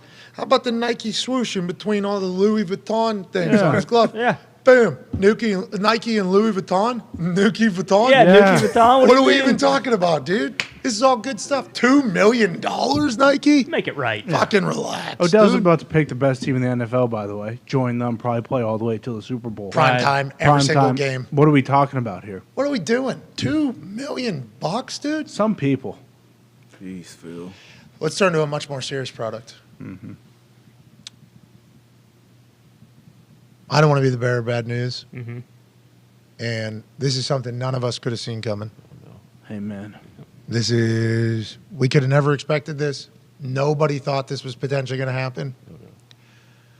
And I hate to break this to the world, really, at this point. Don't. It's a bummer. I have to do it. Who am I if I don't say what I'm about to say? I pride myself on saying things into this microphone that other people won't say. Exactly. We'll talk about the things that people won't talk about because it has to be talked about. We've done it in the past when we talked about a lot of things that people weren't talking about. I will talk about something that none of us could have seen coming, so we're all surprised by this. I guess the World Cup over there in Qatar has been an absolute shit show. Yeah, What? not great so Shocker. far. Yeah, How? I guess the Soccer Lombardi has been an absolute shit show. They're saying Firefest type stuff going Yeah. on. What? Yeah, we didn't know. We could never expected this. No. The Couldn't- videos of the What's that? hospitality tents and the Yeah, they're staying in tents. People Yep. are staying in tents, but they drew a door on them. They Yeah. did. There's, Okay. there's a door drawn That's on not these. Firefest. In fairness to the Firefest, they were advertising some high-end accommodations. I don't know if Qatar ever put that out there. no, they No, did. no, yeah, that's why it's so dude surprising. perfect. Dude Yeah. perfect. Oh, went you're over right. there. Not do And that. I forgot about that. Not do promised us through fucking Qatar Yeah. Airways. Yep. It's gonna be great tourism. Well, I thought everyone saw like a month ago they were sleeping in shipping containers. no, No, they we weren't didn't see that. sleeping. They No, were no, no. dead. Yeah, those are dead bodies. All right. Those are bodies Okay. stacked up All right, in the let's get shipping to a container. break. In their defense, you know, I mean, Firefest had those cheese sandwiches. You see, Qatar has that unbelievable falafel stand. So the food they have figured out. Now, Yeah, granted, but I can't see the falafel stand because members of the Qatar royal family have just been grabbing everybody's cameras and microphones from around the world and breaking them in half. oh yeah, don't get it twisted. Those falafel stands are not for the visitors. Those Qatar people can eat there. You look a bit too white to be eating these falafels, don't you? How about this guy? This guy is the man. Danish newscaster live in Qatar. Do we have this video? All right, let's write. This is what's going on at the Soccer Lombardi right now in Qatar. No, once again, we don't want to be the bearer of bad news. No. We all assumed this was going to go off without a hitch and be very easy Right, and yeah, well welcoming. and everything like that. This is what's happening in Qatar right now at the Soccer Lombardi. This is Danish newscaster trying to break the news back to Denmark. What's going on at the World Cup? Island, der jo altså bliver udsat for en hel del kritik. Hvordan oplever du? That's not our language. Oh, man. I'm trying to think. Jamen, vi kan jo vise, hvordan forholdene er lige her, hvis vi drejer kameraet. fucking guys, We yeah. are live on Danish television, og der kan I se, nu bliver jeg filmet og det er forholdene her. Mister, You invited the whole world to you invited the whole world to come here. Why can't we film? It's a public place. This is the accreditation. Okay. We can film anywhere we want. That fucking There are bad only, shit. of course. Only for the Qatar. Qatar, you have because the Qatar is No. We don't need permit. But you can break the camera. You want to break the camera? Okay. Go ahead. Go ahead, break that. Go ahead. It's recording. Go ahead, please. By smashing the camera. So then there was alleged contracts that were being given out to fans that you can come and we'll give you a chance to stay at one of these tents that have painted on doors in the middle of the desert here. You could stay there for free. Cannot say a single thing negative about anything. No. Cannot do that. Obviously, newscasts are getting stopped. So Soccer Lombardi has certainly started with a little bit of a stumble here in Qatar. And, it's a shame that this is going to be the first one the United States wins. Yeah. It has to be in this particular fashion. But we will be watching Monday, 2 p.m. Eastern. That's right. The United States of America will beat the fuck out of Wales if Qatar will let us broadcast the game. That's right. I don't know if the game's going to be allowed to be broadcasted. We hope it will be. We're ranked 16th in the country. They might as well have said, hey, America, here's a smack right in the fucking mouth. Don't do that to Christian Pulisic, who already said he's ready to take on the entire. Don't do that to Gio Reyna. Don't do that to the 12-year-old looking goalie we have, who's a goddamn octopus. This guy's got 8 arms. Wait till you fucking see him go. Wales, I'm sure you're a great country. I'm certain of it. They got one guy. We Maybe should shut him down. Yeah, for sure. But I'm just saying, Wales, we apologize that you happen to be in our way. Oh, Yeah. And then on Friday, England, 1776 2.0. That's Something right. happened on Friday. Boom, boom, boom. Soccer Lombardi's coming home for the first time ever. And when it gets here, it's never going to want to leave. And guess what? It never is. Nope. We're winning every Soccer Lombardi from this point forward. And it's a damn shame that the first one that we're going to get happens to be in Qatar, so nobody's allowed to go enjoy it, celebrate it, or broadcast it at all. But that's where we thrive. Yeah. Yes. Those are the types of situations where we do well. Oh, we're not allowed to have any fun? We don't want to have fun. Nope. We're here to win a Soccer Lombardi. Oh, our fans aren't allowed to be here? They're not allowed to eat when they're here? Doesn't matter. We'll do it in front of your fans. Yep. Congrats to the United States of America winning the Soccer Lombardi. Congrats, And boys. we have them right where we want them. When you are ranked 16th in the world, I mean, that's what people expect. And by the way, Wales, we broke away from England in, 50 years. You guys have just been living by their rules forever. They don't have any gourd or gutsack.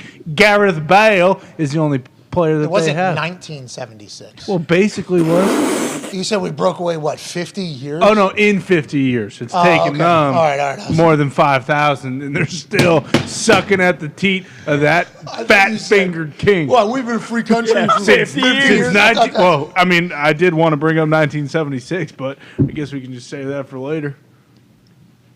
Well, see that.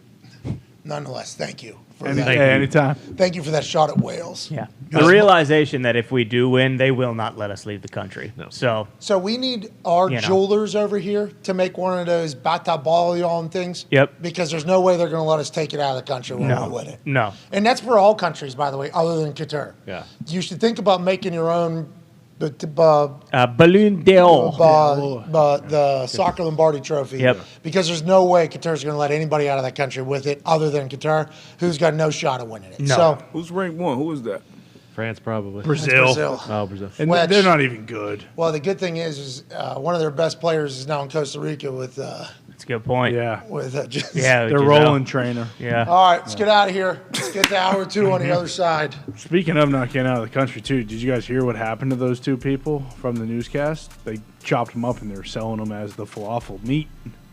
What? It's pretty fucked up. Just had to get it in, huh? Well, I just figured probably won't talk about That was falafels for a while. propaganda. I don't believe that video. Yeah, they didn't cut him up. They just shot him in the head and threw him in the ocean. Oh, All right, He so went from had to get speaking this in. whatever There's an ocean near to Qatar? English. They created one, yeah. Ocean I of would like bodies. to correct this Oh. all. I mean, falafel is a vegan dish. There's no meat in it. But they did. Well, Use no, their skin? animal meat, yeah. Yeah. Anyways, Epidermis.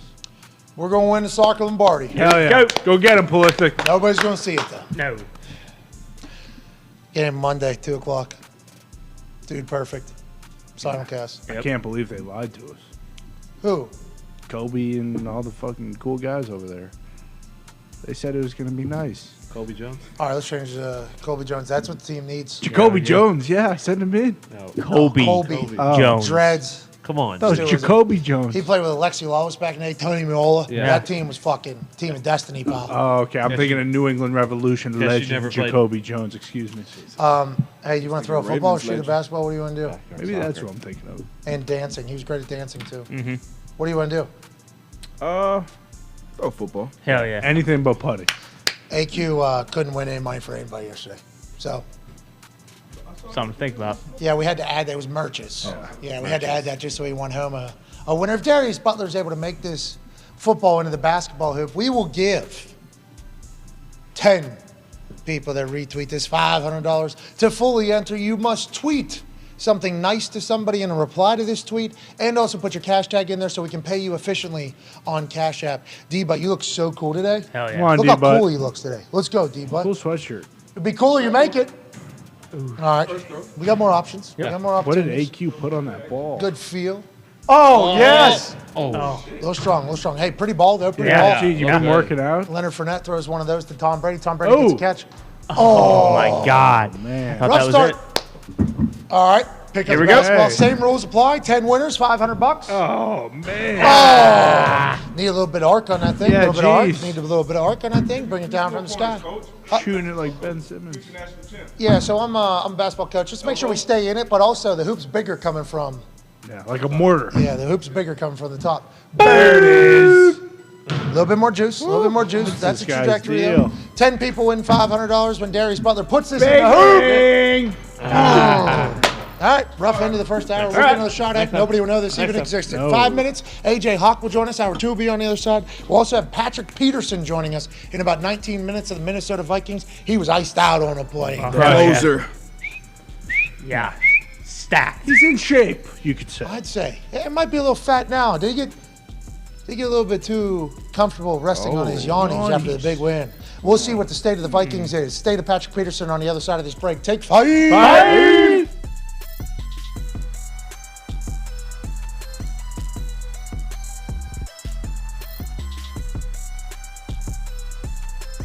Definitely the biggest and best game to date this particular NFL season was the Minnesota Vikings traveling up to Buffalo. Patrick Peterson putting the game away with an interception. I believe Josh Allen's like 0 for 4 in his last 4 overtime games. Not great. But here in the end, 2nd and 10, minute 15 left, down 3. Josh Allen throws a pick to Patrick Peterson going into the game. We didn't know if Josh Allen was going to be playing or not. He looked healthy to me. He looked like he was able to throw the ball. He got hurt when he was trying to punch out a terrible interception from the other team. I guess he got re-hurt, but he went back on the field. The fumble at the goal line at the very end of the game is obviously nightmare fuel forever. Chris Sims kind of apparently said that the center maybe had a bad snap. It's always interesting to see whose fault it was, because who knows? But nonetheless, in a gotta-have-it situation, the Vikings get a touchdown on the defensive side of the ball after Kirk Cousins gets stopped on a goal line stand by the Buffalo Bills, in which the Buffalo Bills defense was supposed to put a picture of it on the fucking wall in the building, where they had 2 tries from a fucking inch line and did not make it in. Instead, Vikings get a touchdown on a bobbled exchange. Shout out to AQ Shipley and Drew Stanton. Then Josh Allen goes right down the field. Now, Gabe Davis's catch, allegedly, Walt Anderson says, not an actual catch. We should have stopped it and reviewed it. Yeah, you should have. You're the only people that can do it in under 2 minutes. Why is that a thing? Bill Belichick's asking a question. We're all echoing the same sentiment. Can't have this happen, especially in the biggest game of the year. The Vikings and the Bills, 2 wagons playing each other. The Vikings are very new to being the team in the NFC North, but the entire country needs to recognize that they are the team in the NFC North and a problem. This can't happen. Obviously, Walt Anderson said this is an incompletion and they would have overturned it. And who knows what happens on 3rd down. Will the Bills get in? Who knows? Vikings get stopped with like 40-some seconds left at the goal line, staying there. Damn. What a win for the Bills. Yeah, 48 seconds left. What a win for the Buffalo Bills. And then a Colts game starting at the same time. Yeah. So I flip over to the Colts game at that time. Other TV has Red Zone on it. All of a sudden, they're back there again with the Vikings. And I'm like, holy shit. I think the world just has to recognize that this is a new Vikings team. This is not the old Vikings team. This is a new Vikings team. And I think a lot of it revolves around Justin Jefferson is different. Everybody knows he's different. Defenses look to guard him different. 193 yards yesterday and a tud, including this 4th and 18 catch that is going to go down as a catch of the year. Even with Diggs' catch earlier in this game, Justin Jefferson taking that thing right out of Lewis's hands and then somehow keeping it off the ground there. off the ground, into his stomach, 4th and 18, got to have it down for it. I mean, what a play, what a game. This dude's different, AJ. This dude is different, and it's awesome to watch.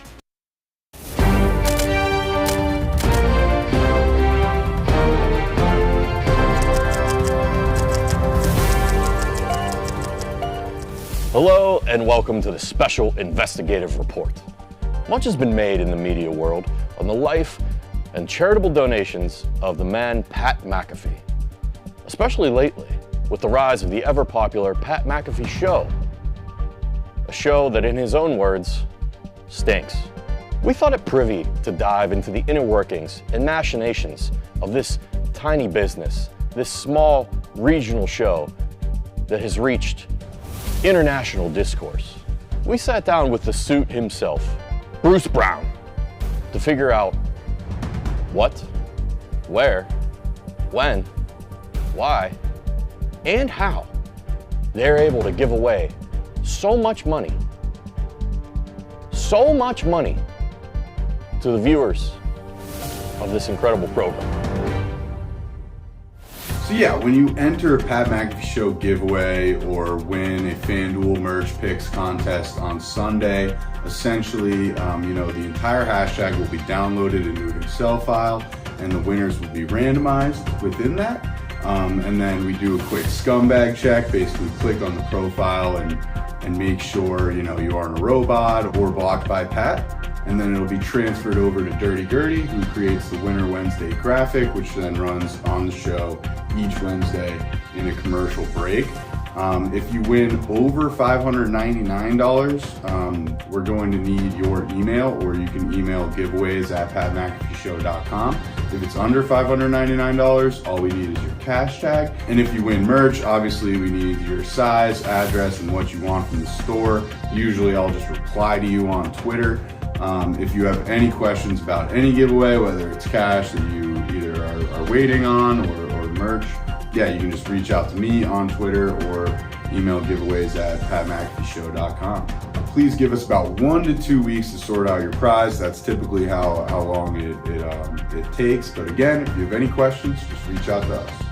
We reached out to PMI's money man himself, CFO Phil, for an on-camera interview. Regretfully, he declined the segment, but he did give us the salacious, juicy details. In an email correspondence, CFO Phil replied, $2.6 million year to date. Too much money. There you have it. $2.6 million given away, a pissed off CFO, and a show that quote unquote stinks. Good night, good morrow, good luck, and good fortunes.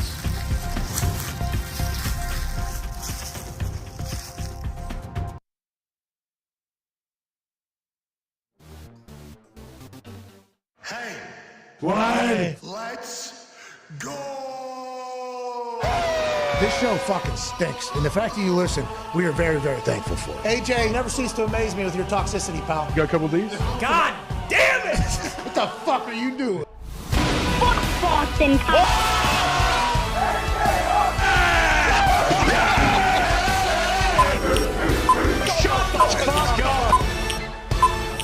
Hello, beautiful people. Welcome back to our humble abode, the FanDuel Thunderdome, on this Winter Wednesday, November 16th, 2022. Hour 2 starts right now. Football! Here's the topic of conversation. It's a Wednesday, so there's no football games on this evening in the NFL. I have enjoyed the action, though, there. Yeah. Last night, Ball State hosted a game, and I believe Ball State, OU, Toledo, and Bowling Green. Bowling Green also in there. And it was nice, catch a little football on a Tuesday night. Yeah. A little something to bet on Tuesday night. Yeah. Tonight, though, all eyes are at 9:30 p.m. on ESPN as the team that I am a coach of, the Texas men's basketball Longhorns, take on the Gonzaga basketball program in the Moody Center. It is going to be massive, and ultimately, in the end, it is going to be a game in which we look back upon when we're cutting down nets at the end of the season with the Texas program, saying, we knew it. on that Wednesday, November 16th, that That's this right. team was different. Got a lot of dogs on his Texas Longhorns basketball team. Can't wait to watch them show the world this evening. Now, if we lose, it's not all gloom and doom. There's a lot of season left. But tonight we find out who we are, where we are, and what we are. And I can't wait to watch the boys play a little basketball. Started this morning, they were the underdogs. They were getting half a point. It has moved to 1.5 to 2.5 the other direction. Now Texas is favored. So I don't know what that means. I have no clue what it means. But I do know they put out a sick promo that I was lucky to be a part of. And let's go, Coach Beard and the boys down here. Talks the tables here at Boston Connor, at Ty Schmidt. One half of the Hammer, Dahn Cowboys. Tone Diggs is here. Obviously, the host of the Man to Man podcast, Everything DB, and the NFL Matchup Show on ESPN, ESPN2, and ESPN Plus. 9-year NFL vet Darius Butler is here. We talked about this in the last hour whenever he was attempting to put some shots in the basketball hoop over there. He looks real cool today. Did you see his pants? He's on He fire. got like high fashion today. They got the cool things on the bottom. They look like Velcro. That's what I'm saying. Super high fashion today. D-Butt, you always look so cool, dude. Appreciate you stopping by. You've been having a hell of an NFL season. Cannot wait to watch Everything DB here in a little bit. Joining us now live from Manatee, Ohio, is a man who's a college football national champion, Super Bowl champion, Ryder Cup champion, NBA pundit, COVID survivor. Ladies and gentlemen, AJ Hall. AJ. AJ. What's up? I know your squad, you got a big game tonight. You're a little nervous. 9:30 tip, man. That's kind of late. You're telling me. And then last night, fucking, because of the double overtime game with Michigan State, we didn't get to college football playoff rankings until like 10 p.m. Yeah. It was supposed to be in between the two games. We're going to have a massive game, college basketball game when it's Kentucky and Michigan State. Then we're going to do the college football playoffs, and then Duke is going to play Kansas afterwards. This is happening in Indianapolis, actually, which I just found out while I was watching last night. And in theory, it sounds like an incredible concept. We'll have big college basketball game, college football playoff rankings, then another massive college basketball game. It's like, what a night to be ESPN. Then with Michigan State and Kentucky go to double fucking overtime. Overtime, double overtime. That thing got pushed back. I was texting with Herb Street. I'm like, man, are you guys just going to release the fucking right? Like, at what point are they going to do it? He goes, man, we're sitting right now. They were live too. That's tough. That was live. That was not pre-recorded. That was live. And I didn't know it was live. I was actually texting Herbie while the show was on. I'm like, when did you guys record this? And then like 2 seconds later, Herbie gets asked a question. He goes, some people were probably thinking after the first overtime, like this is going to come, and then the second overtime. I don't want to think that Herbie was answering me directly, but as soon as I heard that, I'm like, oh, this is fucking live. Yeah. These dudes are up until 10:30 last night doing this whole thing. Not really, I mean, people are talking about Clemson, Alabama, where they're being ranked. People are talking about North Carolina being 9-1. They're in the teams, as opposed to a 2-loss LSU team who's going to be in the SEC championship game. So they have to put them at the position they're at, because if they go on to beat Georgia, they're going to be in the college football playoff. Last night, I think pretty expected. Pretty expected. I don't want to say. I don't want to talk like out of pocket, because I assume there's some college football programs that are pissed about the way this ranking goes. But this is kind of how I thought it would go, at least for the top 6. I guess 7 through 25, you can definitely have a conversation about. Teams are going to want to joust for better position for later in the year for bowl selection and everything like that. Hashtag PMS Twisted T CFB. Obviously, we do this every week alongside Twisted T, who is brand new partners. Tone Diggs, how many of these do you disagree with in the top 10? People are going to have to guess them with using the hashtag PMS Twisted T CFB. How many disagreements do you have in the top 10, Tone? Because I don't really have that many. I'm excited to hear what your thoughts are. No, I mean, there is a team, and you mentioned that I think potentially should be in the top 10 over maybe a team or two. Okay, so how many? So 2. You're saying there's as always. I will twist 2 of the teams. Okay, so 2 teams being twisted or being flopped, or there's two spots being changed? Flopped. Okay, so there is 2 changes. It is a flop in position. Use hashtag PMS Twisted T CFB. Guess which 2 are flipping in Tone Diggs' eyes. He will give the answer on Friday. If you get it right, you will win $500, I believe. 2. I believe it's. I think it's. That's this good is question. your thing, Tone. Come on, Tony. No, this is. Tone, this is your thing. Pull this one out of the hat. This is not my thing. Tone, this is your thing. Pull the rabbit out of the hat. Read Tone's the thing. Twisted Takes. It's not on here. It's not. Bruce. He's going to switch Georgia and Utah, I bet. Bruce. No. Utah got big wins over USC and a couple other big ones. I mean, sleep on them. Utah has some big wins. The Pac-12 is fascinating because everybody thought it was all eyes on Oregon, USC. Which one of those teams might slip into the college football playoff? if, the other teams lose in there, because the Pac-12 has a couple powerhouses. Then Washington beats Oregon in Oregon, breaking their home winning streak that I think was nationally renowned, and that kind of throws everything in turmoil. USC sitting at 7. Still, they got Notre Dame left on the schedule as well. They got the Pac-12 championship left on the schedule as well. So their strength of schedule remaining still pretty good. I picked USC week 4 to make it into the college football playoff strictly because I believe in stars, AJ. I believe if you get a lot of people that are very good, when the moment comes that they have to rise to the occasion, the reason why they are stars is because they do. That is why people know who they are. So I think if you get a culmination of those, and when it matters, they're going to win. It was ugly early. They weren't able to stop anybody. Then they take the loss to Utah, and everybody rules them out. Now they're climbing back in it with a good strength of schedule left. Maybe USC is able to make a run. AJ, your initial thoughts on the top 10. Is this exactly how you saw it going? And all eyes on Ohio State, Michigan next weekend, I guess. Yeah, I mean, that's all that matters. The undefeated teams are the top 4. Obviously, that looks about right to me. The rest of them, fight it out. Let's see who can win at the end. Yeah, Ohio State, Michigan's next week. Big deal because I have a hard time diving into the top 10 situation.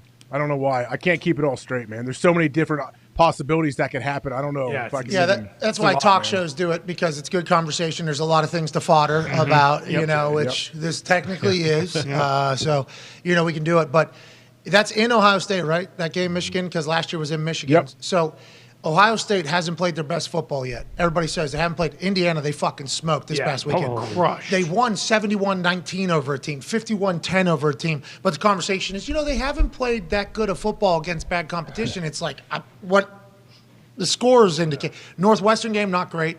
Right, 40-mile-an-hour wind's not great. Yep. So the thought is, if Michigan loses to Ohio State, who's been the number 2 ranked team for the last 4 weeks in Ohio State, and they beat Georgia, Georgia's definitely still going to get in. LSU's going to get in because they're the SEC champion, which is supposedly the strongest one. Ohio State gets in. Is that 4th one Tennessee? Is that 4th one TCU, depending on how strong they think the Big 12 is? That's why it's also kind of spectacular, because we have no fucking idea what the committee, who's actually humans, are going to discuss in that one room and decide who's going to make hundreds of millions of dollars by playing in the college football playoff inevitably, and who's not. Yeah, like if Georgia wins out and Tennessee's only losses to Georgia, are they going to get in? But also if Michigan beats Ohio State, are they going to kick Ohio State out if they don't make it to the Big Ten championship? That's kind of seems like how the conversation's been going. Yeah, one loss Tennessee goes in over one loss Ohio State, because Tennessee lost to number 1 and Ohio State will lost to number 2. AJ, that's kind of has that been the convo in Columbus? It's been the convo,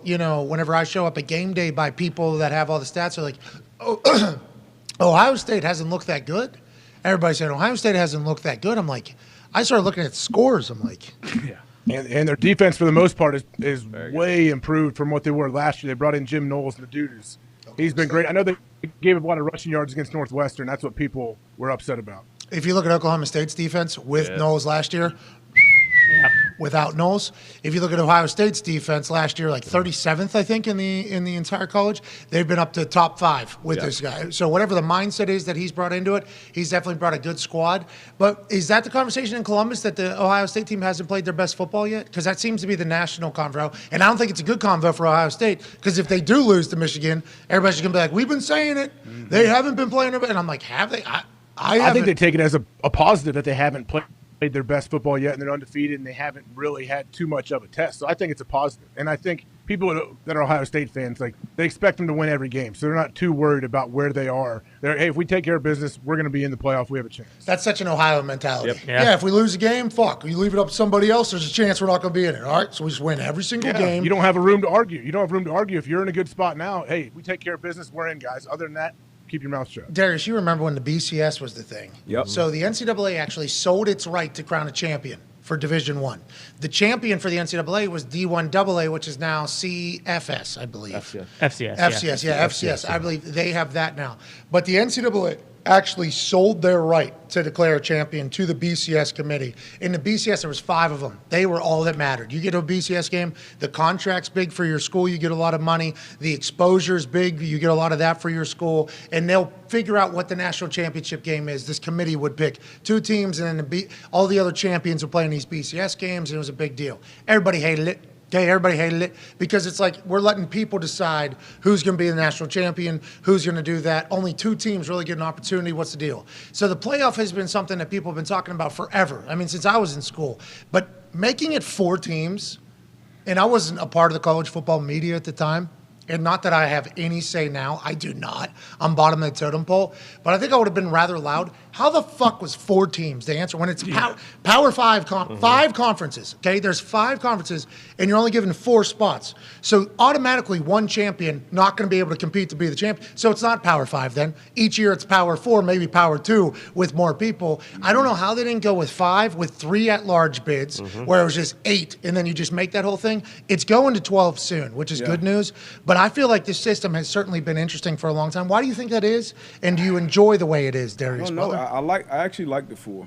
Really? I feel like if you make it 12 now, I mean, what about some of these top guys? Like, do you play 2 more games if you're going to be a top 10 pick in the draft or first round pick? I think they're going to move the season up. So I think they're going to start the season earlier.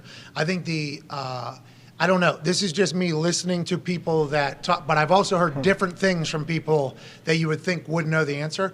I think they're going to eliminate an out-of-conference game that is normally a throwaway game. Yeah. I think they're going to get rid of. Good. I believe they're going to get rid of one of those for some of these programs. I think, from what I've been told. The SEC this week, a lot of their teams, a lot of their games, they're playing just no. Yeah, cupcakes. Yeah. I mean, Georgia played Kent State. Like, I don't know. Kent State gave them problems, too, which made us all think that Tennessee was going to be able to beat Georgia. And then, lo and behold, Georgia was like, can everybody relax? We're playing the Golden Flashes. Maybe we weren't. You know, you bring game day to Georgia, though, and Tennessee's coming in, and it's like, hey, this team's going to beat us. Maybe the boys a little bit more in tune that particular week, and we can talk about 18 to 25-year-olds on that Georgia football team, with the quarterback being a 25-year-old. But college football is fascinating, man, honestly. And a lot of people think what you're saying, like, not too many games, but how many teams can really hang with the top? Like, how many elite teams are there truly? Yeah, but if you get rid of one of those out-of-conference games, then one of the playoffs quarterfinal game for whatever one of I guess, are they worried about if there's 12 that, like, the 12 versus 1 game is going to be a 60-point blowout? Is that what they're worried about? Yeah. So I guess that is a worry of people. But there's a lot of those games anyways already. Might as well make them worse something, you know? But it's not 1 versus 12 because there's buys. Yeah, so the top 4 get a bye? Yeah. Oh, okay. Oh, okay. Well, that's different. Okay. Where do they play, though? When they have 12, don't they want another home game? That first round is the home game. So or when there's 8 teams left, rather. Yeah, because they set it up the other day. Yeah. I'm sitting, they had it up on the thing right in front of me right there. And I remember looking at it going, this would be fucking it's unbelievable. This would be awesome if this was to be happening in a couple weeks or whatever, because they had it projected on what it would be. Yeah, 4 buys. Each, it's like a division. Yeah, exactly. It's just like college basketball. It's like this whole thing. And then the 4 had the buys. They're already in there. 5 plays 12 and so on. Exactly. Yeah, okay. And then those bowl games become the games. The quarterfinals, the semifinal, the whole thing. How come when you're looking at those standings and you mentioned them, Clemson and North Carolina have lost to the same exact team, but what team is ranked? Stop giving away the twisted T. Come on, no, North Carolina's not in top 10, so I can't twist them. But you would. Well, you could. You could add it in there. That could be a third move because you could 12 to 2, 12 to 3. Who says no? Hey, Drake May's a baller. Yeah. Drake May might be on this show at some point. Here we go. From what I've been told. That'd be awesome. Maybe there's a chance he comes on the show or whatever. That'd be cool. I think Patrick Peterson's going to be joining us here any moment. Let's go. LSU could go on a run. Sure. Yeah. Hey, remember back in the day, everybody that was coming out of LSU? Matt Flynn. Dog. Yeah. He won a national championship with him. That was the first name. Hell yeah. He won a national championship. It was a problem. Joining us now is not only a man who came out of the LSU factory back in the day, but also a man who used to be feared as a punt returner. Now he's grown old, okay? Doesn't return punts anymore. He's too old of a man. He's still got it, though. Had the game-winning pick this past weekend in the NFL's biggest game of the season. You know him from LSU and Arizona. He's become a staple of this Minnesota Vikings defense. Ladies and gentlemen, the legend, Patrick Peterson. Yeah! What's up, man? What's happening? Hey, how come you don't return punts anymore? You too fucking old, dude. You can't do it anymore. You can't catch the punts anymore. You scared of the punters? What's the problem? Nah, I can still catch it, but I think I'm a little bit more durable on the corner end of it than a punt returner. All right, I understand. I remember we played against you at the Cardinals, and the entire game plan was, hey, this guy's fair catching the ball every single time. Listen, if you got to hit the ball, if you got to hit it 38 yards, We do not care. You hit it 38 yards, you're not doing it. Because he has, 102-yard, I think it's a punt return. You caught it at the 1, go back in the end zone, do that whole thing. You're a weapon. You're an incredible athlete. People will talk about that forever. How do you think you've had this sustained success at the position of corner? Have you had to change your routine? Have you had to change the way you do things? Because you're playing your best ball right now, and obviously you're an older corner, which is not a normal thing around the NFL. I think for the most part, just sticking to the process. I've been in the league for a very long time, understanding what I need to do to get the body in shape, get the body prepared for a long season, and just really, up ramping my film study, because now I'm not as athletic as I was, not as fast as I was. Now I have to put my body in position before the play even start for me to be successful. And I believe that's what's been, giving me the upper hand in this year 12 for me. Pat, do you actually feel that you're not as fast as you once were? You're not as athletic? Because watching you play is not the case, at least from someone watching as a fan. I know that.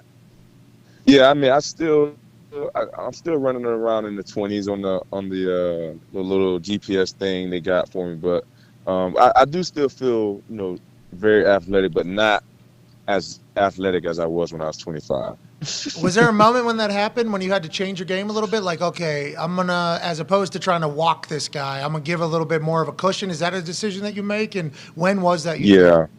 Probably around year 7, because my first 6 years, man, it was literally strictly man to man. I mean, I'm guarding a receiver sideline to sideline, hash to hash. I'm going inside, I'm playing outside. So at the end of the day, that was a lot of wear and tear on my body, so if I wanted to play this game 15 years, which is my goal, I had to start changing up things, changing the way I come into the season as far as my weight, changing the way now, expanding my vision, being able to play off the receiver a little bit more to where I can add more years to my career. So, around year 7, that's when I had to start, soul searching and self scouting to change myself around.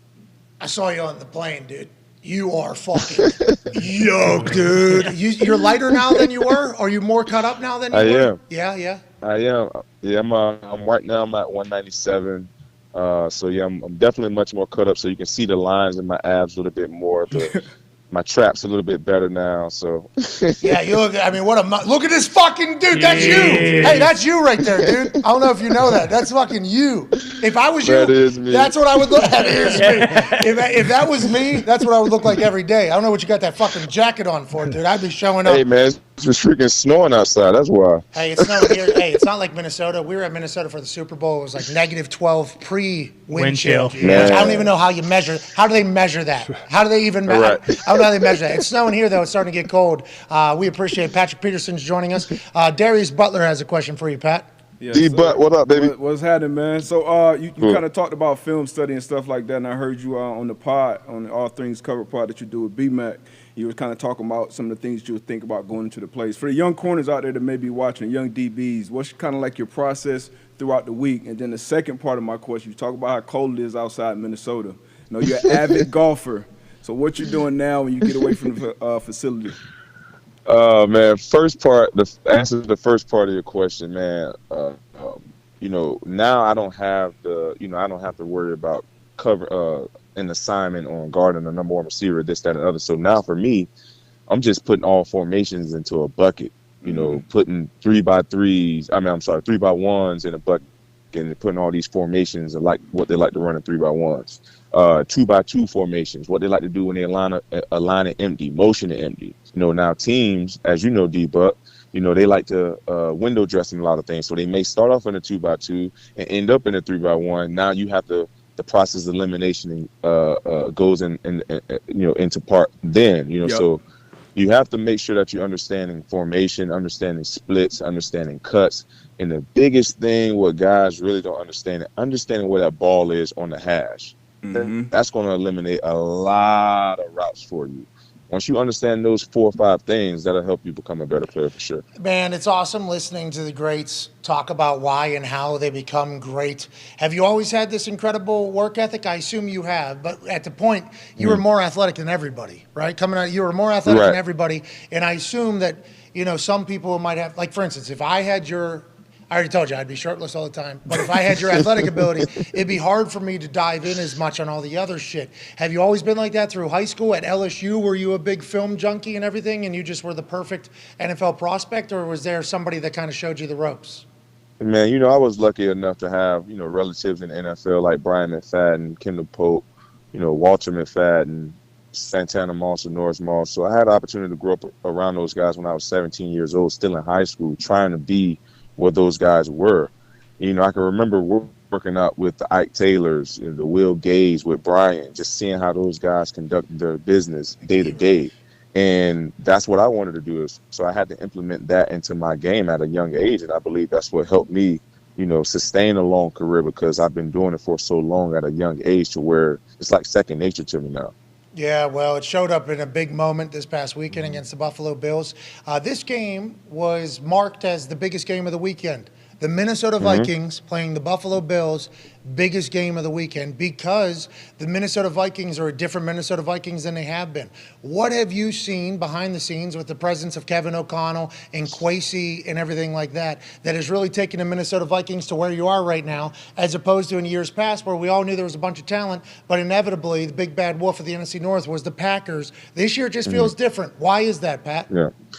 I believe it just starts with the head guy, KO, man, just really honing in on situational football, being a smart football team. I believe we're probably one of the few least penalized football teams in the league, creating turnovers for the offense, being at our best when our best is required. I believe all of those things that he has brought into this building, guys have taken heed into that, because we lost so many games last year by not being a situational smart football team. And guys that's on this team last year, majority of those guys on the team the year before. So guys understanding the point of emphasis coming into this year, understanding that we have the talent, we have a new sheriff in town that believe in us, and that's going to put us in the right position. Now it's up to us to go out there and execute. Before your question, AJ, can we talk about situational football and awareness here in overtime with the Buffalo Bills and the biggest play that was made here? Before this play even starts here, there's a lot of conversation happening on the back end. What are you telling folks here? Hey, so this is actually what I was just telling D-Butt. And also, D-Butt, I can't play golf right now. I forgot to actually answer of your question, because it is definitely snowing out here. But they tried to hide this formation, what I was talking about. They came out in a 3-by-1 bunch, but they end up motioning back over to a 2-by-2. And one of their main concepts down here in the red zone is a laser Dino, which is a double post concept to try to clear out that safety to make that void in between the numbers and the hashes. So obviously I knew that. I saw 85. He's pretty much the clear out guy. And with me having great vision on the quarterback and the receiver, it gave me an opportunity to make a play on the ball. Dahn, that's it. Okay. We win. At what moment did you say, "Oh shit, we won"? I'm gonna get down. Is that, soon as he threw it. Hell of a play, AJ. Your question for Pat. Yeah, I know your D coordinator Ed Donatel. What's it like with him? What's that scheme like? It seems like you've settled in pretty comfortable as far as it's gone. What's that guy like as a leader for your defense? Man, Coach Ed is just absolutely the best, man. Just a cool, calm, collective guy, never yelling. Love having fun, loving guys, loving on each other, enjoying the process. And that's what it's all about. And his scheme is just perfect, for me, because I feel like I have, really good ball skills, been in the league a very long time, understand schemes, and with the ability to now play with vision, I believe it's going to give me an opportunity, not only me, but guys on his defense to have opportunities to make plays. And it has been, I believe we're number one right now with taking the ball over and takeaways. We want to keep that going, and the proof is in the pudding. We just want to continue sticking to the process week to week and trying to get a win by the end of each and every week. Yes, absolutely. The whole defense is fucking awesome to watch every single week. Is Harrison Smith the greatest white athlete you've ever seen? I would probably have to agree with you. Yeah, I think so. Well, AJ always talks about, and Aaron talks about him as well, the way he disguises coverages and how fast and how he's able to do that. Not everybody's able to do that. How comfortable are you guys? Because you guys have been together now a couple of years, right? The whole defense, just kind of a new person in charge? Yeah, we have, but honestly, man, it's even going back to last year. It's like we played for so long because we played in the league, 9+ years to where we understand schemes, we understand defense to where we can talk to each other without even saying a word, just looking at each other. We know what position or what we need to be in, or where he wants me to be, or how he wants me to fit, and things like that. And that just, that comes with, with a bunch of experience and a bunch of time on the football field. Ty Schmidt has a question for you, Pat.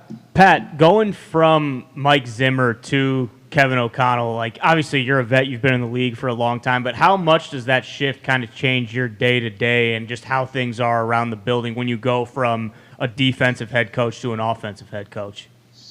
It's just a little bit lighter around it now. It's just, not so much, uptight, coach just letting guys be them, letting guys enjoy, the brotherhood, enjoying, the meeting time and things like that. And it's just a fun atmosphere. It was tough at times to have fun with Coach Zim. He's an old timer, and he want things done his way, and you can't do nothing but respect that. But the way Coach Kale is running things it's loose, it's fun. Guys are enjoying coming to work each and every day, and also just playing for him. It just it just makes us that much more exciting to go out there and prepare for Sunday. What is it? Cornhole, cards, ping pong, dice? What do you guys got over there? Man, I like to play a little bid whiz. I like bid whiz. I love little spades. Oh, cards, okay. Yeah, cards. So I'm not real big into dice. So I'm more of a cards guy. You guys are in cards locker room though? Nah, no cards in the locker room. We would normally go to one house. No, it's even better. I mean, doing it. I mean, that's hanging out out of the building. Yeah, that's even in the building. In the building, what is there? Is there anything where like your players lounge? Is there anything? Yeah, we have like a little players lounge inside the locker room where guys always, meet up there, talk about the game. The training room is always a big spot to go to. We just got this little recovering room, so where they have like these little floating beds and all the Normatechs in there. So yeah, so that's a hot spot right now as well. So guys are been pretty much migrating all over the facility for sure. I got to ask you about the spades though. Joker, deuce, deuce, ace high. You got to go Joker, deuce. Oh man, are you good? You're a good player, huh? You're a good player. Yeah, you're a good player. I mean, I can play. I won't consider myself like an awesome player, but I know the rules of the game. Oh yeah, okay. Yeah. The guy to your left, the TV's right over there.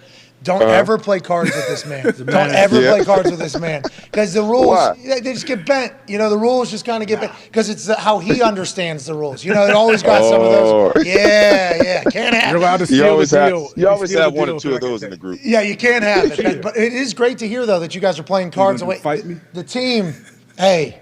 It looks like you guys are different this year. It's nice to hear that it is kind of that situation because the way I've been talking about it, and no disrespect because you've been on the Vikings for a long time, but like every game, I think it's tough for people to be like, no, the Vikings, because what the Vikings had been for a long time. I'm happy to see you guys experiencing some great success right now. You deserve it.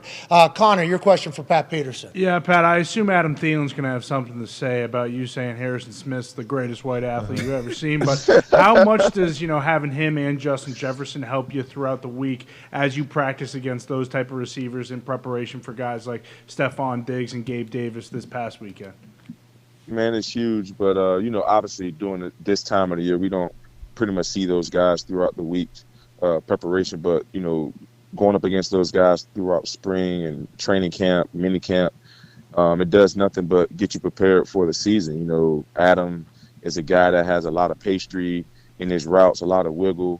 He does a great job of setting up routes, making something look like something that's not really there. And Justin is just not only the ultimate competitor, he's probably the most, besides Devontae Adams, those guys are probably the most well-rounded receiver with size, route running ability, hands, deceptive speed, can block, so going up against those guys definitely prepare me for this long haul of a season for sure. So, Geno Smith said they try to write me off. I didn't write back, though.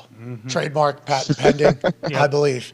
After the Arizona game, obviously you said some things about maybe what that organization had said to you. Was there ever a time you doubted that you were going to be able to play for 15 years, which has always been your goal? Or did you have to find a new freshness in yourself to kind of keep going? Or was there just, was there ever any of that whenever other people were saying it, even people of importance at a building? Nah, never a doubt. I just needed a new change of scenery, though. That's all.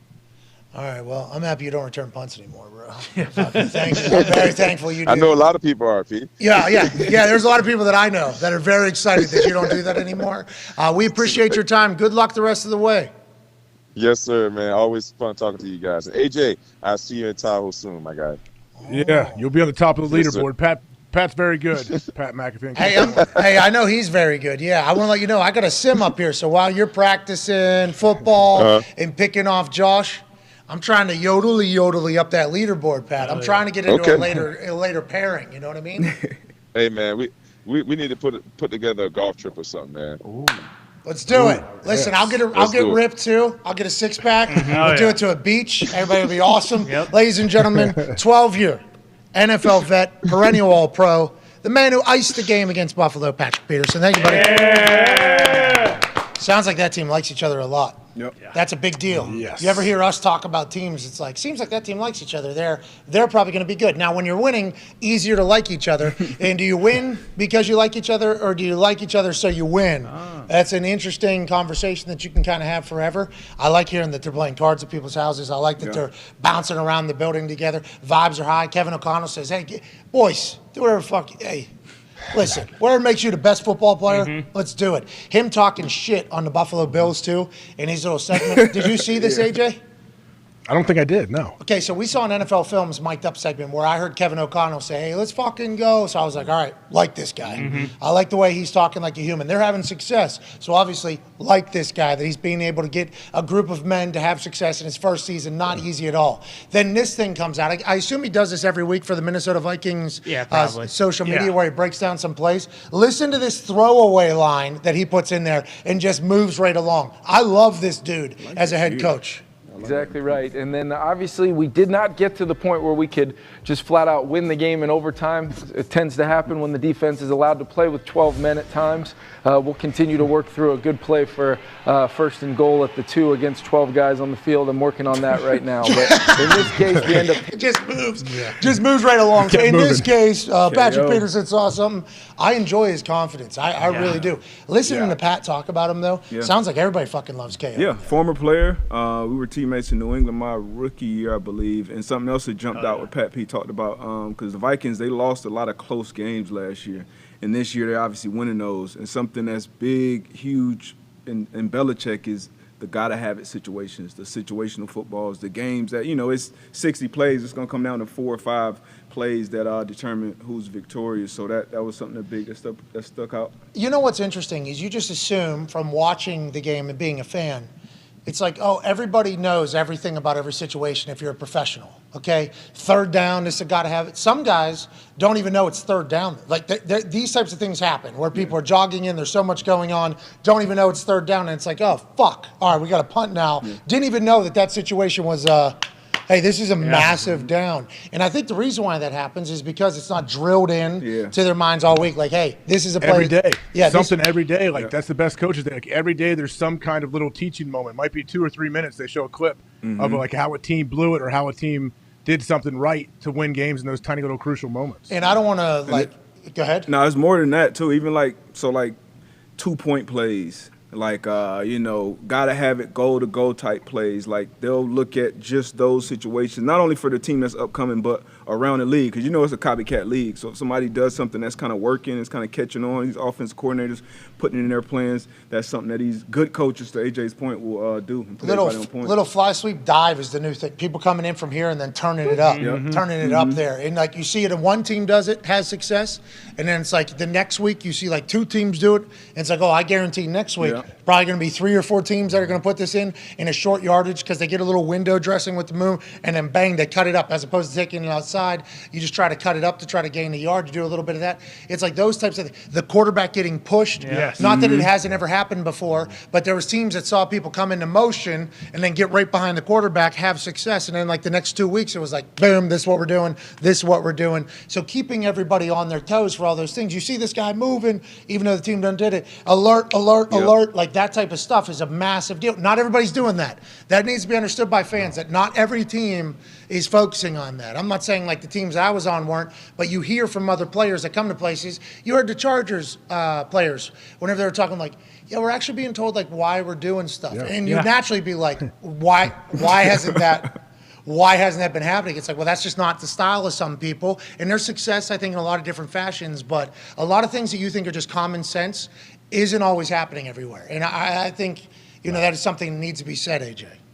As far as like for defensive players, like a coach can sit there and talk about all of that and talk about all like the crucial situations. You got to watch it and rep it every single day. But also players there's some players out there that are just trying to figure out, hey, what's my job? What's my responsibility on this play? Okay, I have three vertical here. If they're coming out in a 3-by-1, I got to carry him. I got to deliver him to the safety, make it a high ball or whatever. And that's it. That's all they know for that specific defense. Like, no, coaches, like the great coaches will explain, this is why we're doing this. Here's a play that they've killed a few teams on. This is why we're going to try to do this week. When they counter and do something off of it, this is how I'm going to counter them. Like they explain what you're going to do. And you're not just trying to figure out, hey, what do I do here so I don't mess up? You're trying to figure out, how do we stop this team? Can you go back to the Piero here? So think about this play. In overtime, Patty Piero here. In overtime, obviously, if you look, they've already gotten all the way down to the 20. So the Bills have had success on the Vikings here in overtime. Oh, yeah. So this defense could just get in like a shell and be like, man, we're getting our asses beat. As soon as this dude goes into motion, look at Patrick Peterson. He's got his eyes on it, sees the guy motion. He goes, hey. Everything that could potentially, hey, here it comes. It's like that type of decision. From Harrison. Just so quick. As soon as he came in motion, Patrick Peterson was like, boom, know exactly what's coming here. This game is over. He said as soon as the guy went in motion is when he knew game was over or whatever. It's like that type of detail in the biggest moment of the game right there. Overtime, they're taking a shot at the end zone. Biggest moment, got to have it. And you got one of your veterans on the backside that's seeing it. Safety, obviously, yup, same thing. That's a prepared team. That's a ready team. And also trusting the information that you have. Like, having the faith that as soon as you trust your eyes, trust that. Yeah. Hey, this is that Dino, as he said. Okay, hey, they're likely to run this, and then they're actually running and saying, "Oh my goodness, this is actually happening." What we've talked about, and then going and making the play. It's a big deal. Because having the confidence in yourself is a massive part. I think there's a lot of guys that probably think they know what's coming, not enough confidence though to yell it out, which is why everybody says talk. What if he jumps that? What if he undercuts that and then he breaks it out? Yep. And he goes he runs to the corner or something, easy touchdown. Oh, what's going on? This guy's washed. Like it does take confidence to do that. One play, Patrick Peterson becomes washed. This guy. Yeah. And instead, it's Patrick Peterson's big fucking brain ends this game, gets a pick, and he's iced out on a plane ride home and absolutely fucking jacked right now. He's dead serious about golf too. Oh yes. His costumes too are always like super. Top tier. His golf costumes are always I guess we see the way he looks. Perfect. Yeah. Yeah, it's a lot easier, I guess, to dress up golf. Having the wherewithal for him too, though, to be like, hey, I'm not as good of an athlete as I used to be, so I have to prepare more now than I did. Like that you really have to like check your ego, I assume, to do something like that. That's a generational thing, though, right? Like him saying his cousins and uncles played and people he knew played.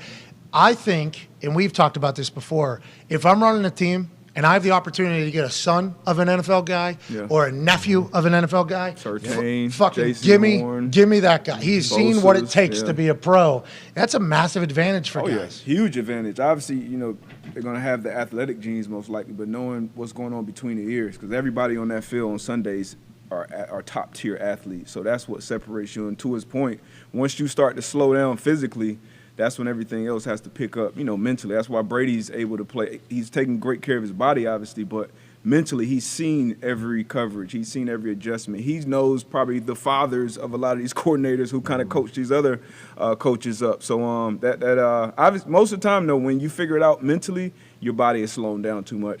or you're too banged up at that point. So putting that extra time and extra money into taking care of your body as well. Yeah, hanging on. I think Drew Brees said it. He said, as my knowledge in football IQ is growing, I'm just trying to get my body to hang on. Because he said it's almost getting like the game's getting a lot easier for me, but I'm trying to get my body to hang on. And I don't think that just goes for quarterback position. That goes for fucking every position out there. Yeah, and with the Vikings too and Kevin O'Connell, obviously like the situational football is at a different level because they've won all these one-score games. But even in the presser after the game, like the mindset of, hey, it's 4th and 18, just throw it to our best player. Like not overthinking it. Kevin O'Connell. Like, yeah, I basically call it. It's hard to strategize at 4th and 18. Yeah. You and Justin Jefferson gonna have to figure this out. Yeah. All right, let's go ahead and make a play here. You talk about like with the Colts even. It's like, hey, you got Jonathan Taylor, just hand him the ball. But sometimes it's hard for teams just to use their best player. Hey, you got a 6'7" tight end named Jelani Woods, who every time he's on the field, he fucking makes a play. Can we maybe draw something up? Maybe not even. Just tell him, hey, fucking go run. Go get open. We need you on this quartile of the field. We need you in the upper quartile of this particular field. It's like Edgerrin James talked about. It's football, man. Yeah. It's football. Damn complicated. And everybody talks about it, so I think everybody thinks it's so much more sophisticated, and it certainly is sophisticated. The smarter you are, the better you're going to be. But at the end of the day, can somebody make a play? There's only so much they can do. Only so much they can do, and it's about winning one-on-one matchups. That's what it is. Congrats to the Vikings, though, being a team this year. They're awesome. Easy to root for. Fun to watch. Yeah. All right, let's take a break, and then on the other side, we'll start hour 3 with Everything DB with Darius Butler, who will be attempting right now. Oh, shit. Oh, come on. Here we go. It's going in. Be It's going in. positive. I got AJ here. Yeah, you're right. It's going This in. is the first going. time of the day that we have asked Darius to attempt this. That's right. That's right. Yes. Fresh off of a plane, Oh. going down to the putter. Deep Oh, putts. D-Bud, are you sure? Deep putts. Yeah, I watched Tiger Oh, yeah. last night. You watch Michael Cole, hopefully? Did you watch the Tiger Slam? Hey, there's a microphone. If you go down there, there's a microphone down there so we can hear you. Tiger Slam last night on the Golf Channel, so. Is that microphone on down there? Yeah. Darius, before you putt, a lot of us kind of expected you to potentially pick putting because somebody on the internet fucking murdered you. Yeah. This is created on the internet. Darius Westbrook. no. Yeah, that was created on the internet. And It's pretty good. yeah, that was good internet. I mean, the form looks good. You all right, Ty? Yeah, good luck, D-Bud. Oh, no. Not again. He's going to poop his pants. He's had a audio in rough. there He's with had a him? rough couple weeks. Yeah, down it there. happened in the first Give hour, him a too. mic. He's, You gotta go, you gotta go. oh yeah, It's quick. Bro, I looked over at him and he was taking his ear things off and his eyes were as big as He said he had Pizza Hut 2 weeks ago, and it's still. Still running through him. Code red. Anyways, Darius, if you make 2 of these putts, we will give, and since he's going number 2 over there, I'll add 2 more, 12 people. Okay. We'll win $500 if you can make, oh, he moves it up closer. Smart. Of That's a veteran course. play. 2 out of 5, Darius will win 12 people $500 who retweet this tweet, reply with saying something nice to somebody. Only needs 1 of 4. Here we go. And also put your cash tag in there so we can pay you efficiently through Cash App. We will announce a lot of winners from the last week of giveaways here momentarily. Darius Butler. Oh, no. Tell you what, you watched the Tiger Slam one time, and Hey, one time. Look how cool his Cole acted pants like look. it broke hard left. Well, Cole was a terrible putter, and he had those nasty feet out. Yeah, he stinks. Oh, there Here we it go. is. Here we go. Oh, jeez. A little bit of a knee It's all right. knocker for our guy Ty. Had to get that one in there. Plenty of time. 2 putts, only need to make 1 of them. 12 people win $500. Made his first on his 4th try. He will. D-Bud, you got to Short. hit the ball, D-Bud. You can't just tap it in, pal. Hey, that was a good line. That was a good line, though. It wasn't. Nope. It wasn't actually. It was very. It was the worst line. All right. If it was harder, it was in. First and last. He's putting this one away. There What it a is. putt. There it is. There it is. Walks.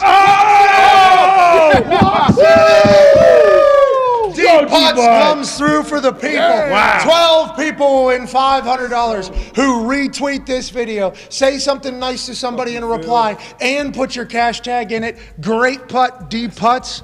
12 random winners who retweet this video as we go into hour 3 on this Winter Wednesday, November 16th. Take a victory lap. Go, Darius. Pressure was on. You banged it home. Go check on Ty. I would recommend not going into that bathroom. Now it's going to reek. Ty is going to do some damage. He is slaughtering a toilet there's right one now. back here, there's one over And we hope he's okay. We'll be back in 5, though. Congrats to D-Butt. Take 5. 5.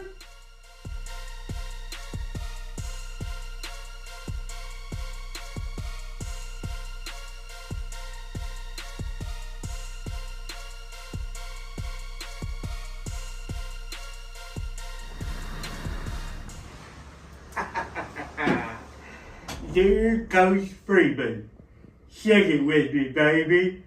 This is how we do it, la la la la la la la. Coach Freeman, I know I've been hard on you, but like Montel Jordan says in that great song, this is how we do it, baby. That's Notre Dame football. That's what it's all about. If you notice, I next day aired a Clemson helmet to my office here because I've been pissing and pooping in that thing all weekend, using it as my own personal toilet. Just like you guys use the Clemson Tigers as your own personal toilet on Saturday night. Everybody's saying, hey, Coach Sweeting, he's the best, he's the greatest, he's the best coach of all, he's the best recruiter. Well, guess what you did? You took that boy, put him over your lap, and you fucking spanked his ass. Not only that, you take that DJ ooey ugly lay, and you made him one sad ooch. That's Notre Dame football. Listen, we've had a tough season, okay? There's no two ways about it. And you knew there would be scrutiny. You knew old Coach Lou would be coming after you if you lose games to teams like Marshall and Stanford. But what's the best way to drown that out? By beating the shit out of Clemson and dashing their college football playoff hopes. And speaking of the college football playoff, yeah, we might not be going this year. We don't have a good enough record. You know that. I know that. Everyone who prays the touchdown Jesus knows that.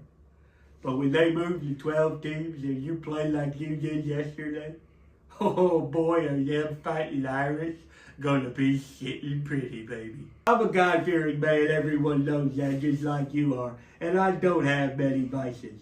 But boy, have I been enjoying a nice cigar and a nice ride on route ever since we won, baby. You did this for me, Coach. This is what you did. You should be proud of yourself. You should be proud of those boys. And with everybody talking about conference realignment, I have a simple request, or maybe just something to ponder. We're already in the ACC in basketball. Maybe consider joining the ACC for football, too. I know we're independent. I know we get a lot of money from being independent. But you fucking own everybody in the ACC. Clemson, Florida State, NC State, North Carolina. Shit, it doesn't matter who you put in front of us, okay? If you go to the ACC, mark my words, you're going to be going to the college football playoff every single year.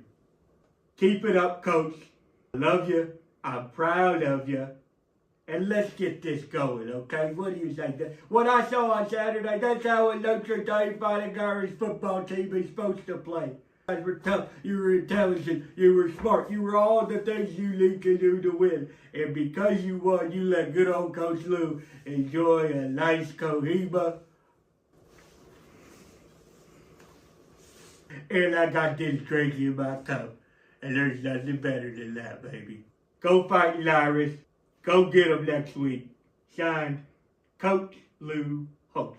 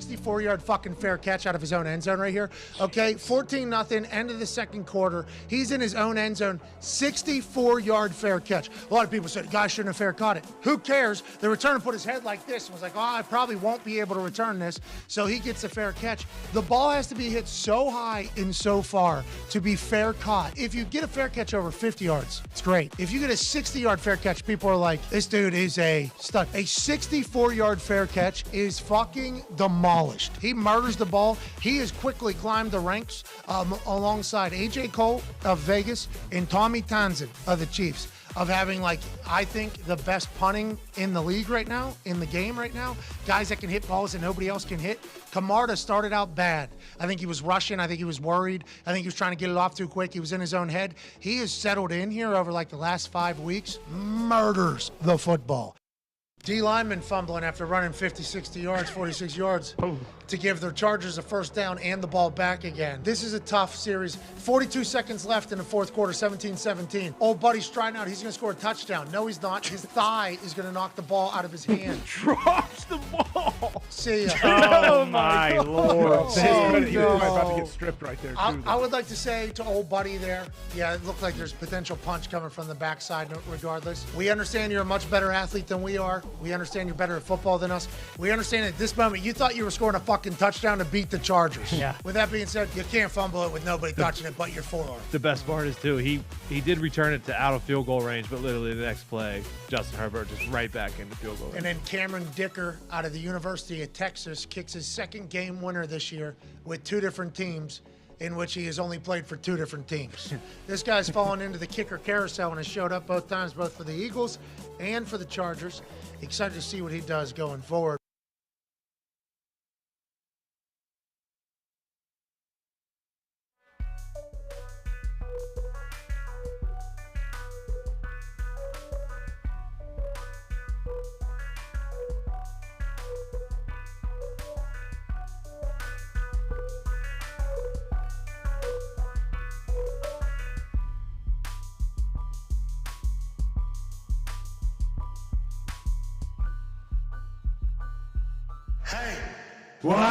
Let's go! This show fucking stinks, and the fact that you listen, we are very, very thankful for. AJ, never cease to amaze me with your toxicity, pal. You got a couple of these? God damn it! What the fuck are you doing? Fuck Boston.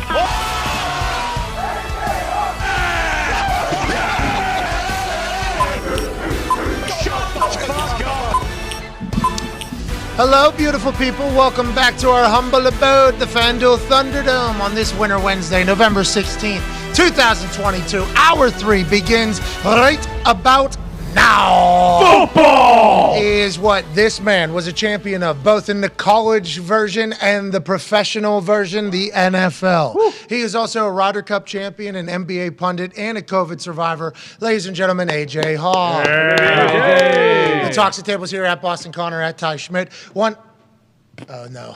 The camera was turned to... Putting Green's here, too. Putting Green is here. Putting Green was Green. The scene for a electrifying 2 putts out of 5 that Darius Butler drained to win 12 people $500 on the Twitter right now. If you retweet the tweet, reply with saying something nice to somebody, and put your cash tag in there as well, we'll be able to pay you 12 random winners, because what happened on that particular green. Boston Connor, Ty Schmidt, one half of the hammer, Dahn, Cowboys Town Diggs is here, and a man who is the host of not only the Man to Man podcast, which is alongside Antoine Bethea, who's up for the Black Football College Hall of Fame. Yes, sir. I don't know if it's the HBCU Hall of Fame or not, because I believe we have a friend in Robert Mathis that just went into that last year. Yep. If Antoine was to go in this year, that'd be incredible. I'm not sure if the Black College Football Hall of Fame is the same as the HBCU Hall of Fame. Nonetheless, Antoine Bethea's up for it. Fucking go get it, pal. Proud of you, man. Yeah. Got DRC on there, my boy DRC, and defensive coordinator Leslie Frazier is up there too for the Bills. So. Hell of a class of finalists. Hopefully class. Antoine gets in there alongside other deserving candidates. That is a Hall of Fame that I'll never be a nominee for. No. Would be cool. Could have happened. Could have happened. Yeah. Grambling didn't look at my video. I did send him a highlight. I don't think they saw it, because if they would have seen a guy kicking 65, 70-yard field goals, maybe they would have offered a scholarship. I'm not 100% sure. But Congrats to Antoine. That's a huge honor. Keep it going, bub. Straight out of Howard. Straight out of Howard. Now, it is time to, dive into football knowledge like we hadn't got to do before this season started. Nope. We get a chance to not only learn about the trenches from that big gorilla AQ Shipley. Sure. Klein. We get a chance to. Jeez. In a good way. No, but the way it sound wasn't like what you said, it was how you said it. I'm sure a lot of people have told you that in your lifetime. That was one of those moments right there where you called him a clown. It's what you say about this guy, too, all the time. Well, yeah, but he is a clown, and I said it the way that they say it in Moon Township. I was trying to bring AQ back to his roots, Joe Noro. Thank you.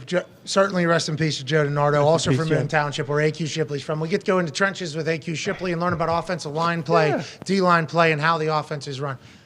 Miss you, Joe. Love you, Joe. Love you, Joe. Miss you every day. Thank you, Joe. Love you, Joe. Love you, Joe. Miss you, Joe. Thank you, Joe. He would have told us it was going to snow today 2 weeks ago.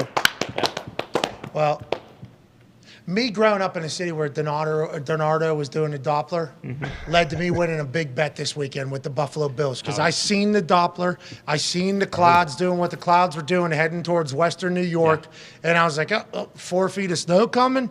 I assume the under's going to – it was at 47 on Tuesday night whenever I saw it. Yeah. It is going to go down, and the weather is coming. But Joe DiNardo taught me, the intricacies of what the Doppler really is. That's right. Because the Doppler can only tell you so much. You got to feel some things. And that's what DiNardo was able to do better than anybody else that has ever looked at a goddamn Doppler. And that's why there will be no DiNardo hating on this program. Never.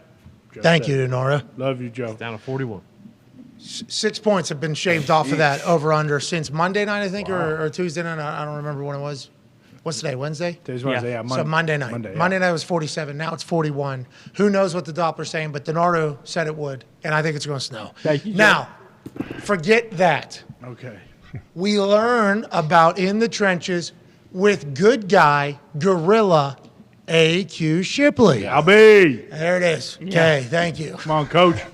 We get a chance to hear Coach Pagano chit-chat about both teams on Thursday Night Football and what a team meeting kind of sounds like or would sound like for both teams playing on Amazon Prime later that day. But one of the segments that I don't think anybody else has, and one of the segments that has made the football world much, much better, blossoms on this particular program every single Wednesday. We are lucky and blessed to have this a part of our program. Ladies and gentlemen, it is time for Everything DB with 9-year NFL vet, former corner, safety, and nickelback in the NFL, Darius Butler.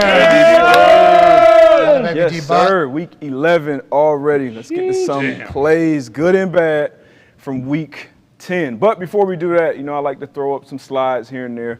I think this is another one. There was a video going around. I'm not sure who posted it, but actually a couple of screenshots where they were talking about Trent Williams and his stance. And then a couple people responded to it.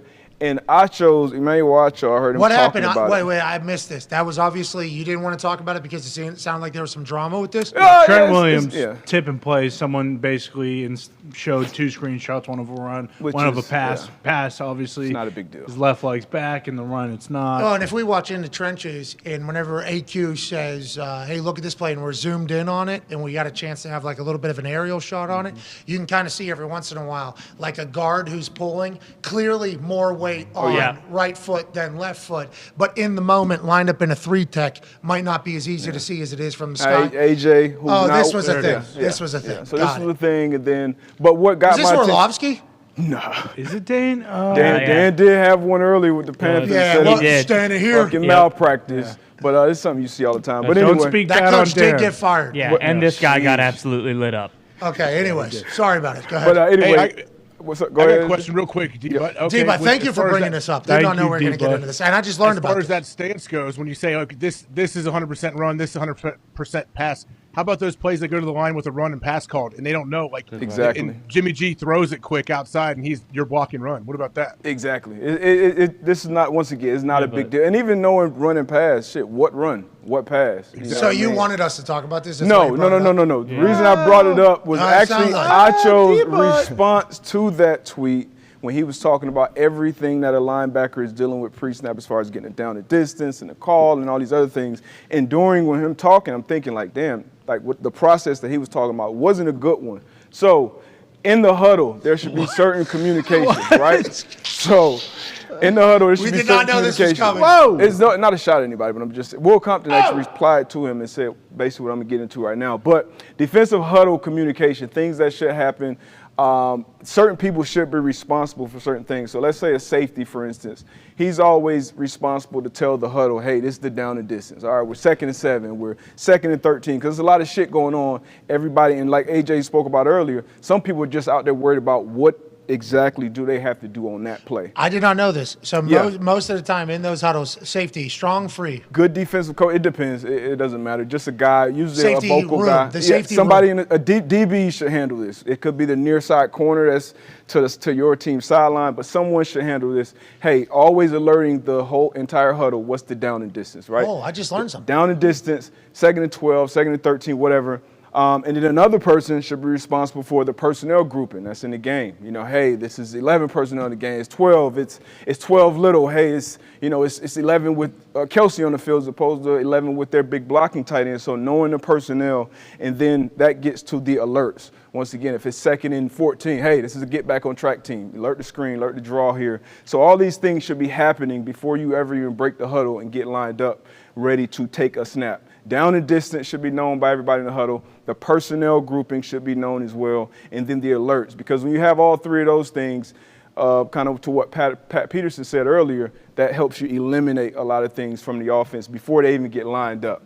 Next slide. Will Compton dunked on Acho, you're saying? Yeah, he did. Hell yeah. He did. But after Acho dunked on the analytics guy. But this is the post-huddle communication. So once That's you come the out. proper flow of. Yeah, dunk chain. Yeah, that's right. Analytics should be at the bottom. Chain, That's like how that. it works. Yeah. And then, so post-huddle communication. Once you come out of the huddle and now you're aligned, these are some other communications that should be had. Hey, where's the close call, okay? Now, you get a lot of funky formations now, but where is the tight end? Usually wherever the tight end aligns, that closes the defense. So it could be closed right, it could be closed left, and that'll dictate, let's say it's a 8-man box, like a down safety, which safety is going to be down in the box. So the safety should communicate, hey, down right, down left, and that's letting AJ to the rest of the defense. To the rest of really the linebackers. The linebackers need to know which way the safety's down. Boss and bow away, like we said. You got to boss or bow away from that safety who's down. Exactly. So down left, down right, having that communication. That's why I always say a quiet defense is a dead defense, because all these things. And then for me, I was a nickel for a lot of my career.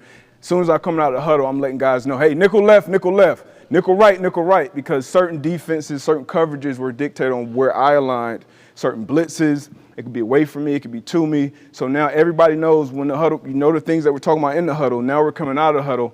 It's close right, down left, nickel left, whatever it is, all these communications. So now the people that don't know, now you hear it. And a lot of times when you're talking to yourself as well at the same time. So post-huddle communication here, we had the pre-huddle, in the huddle communication. You see it too.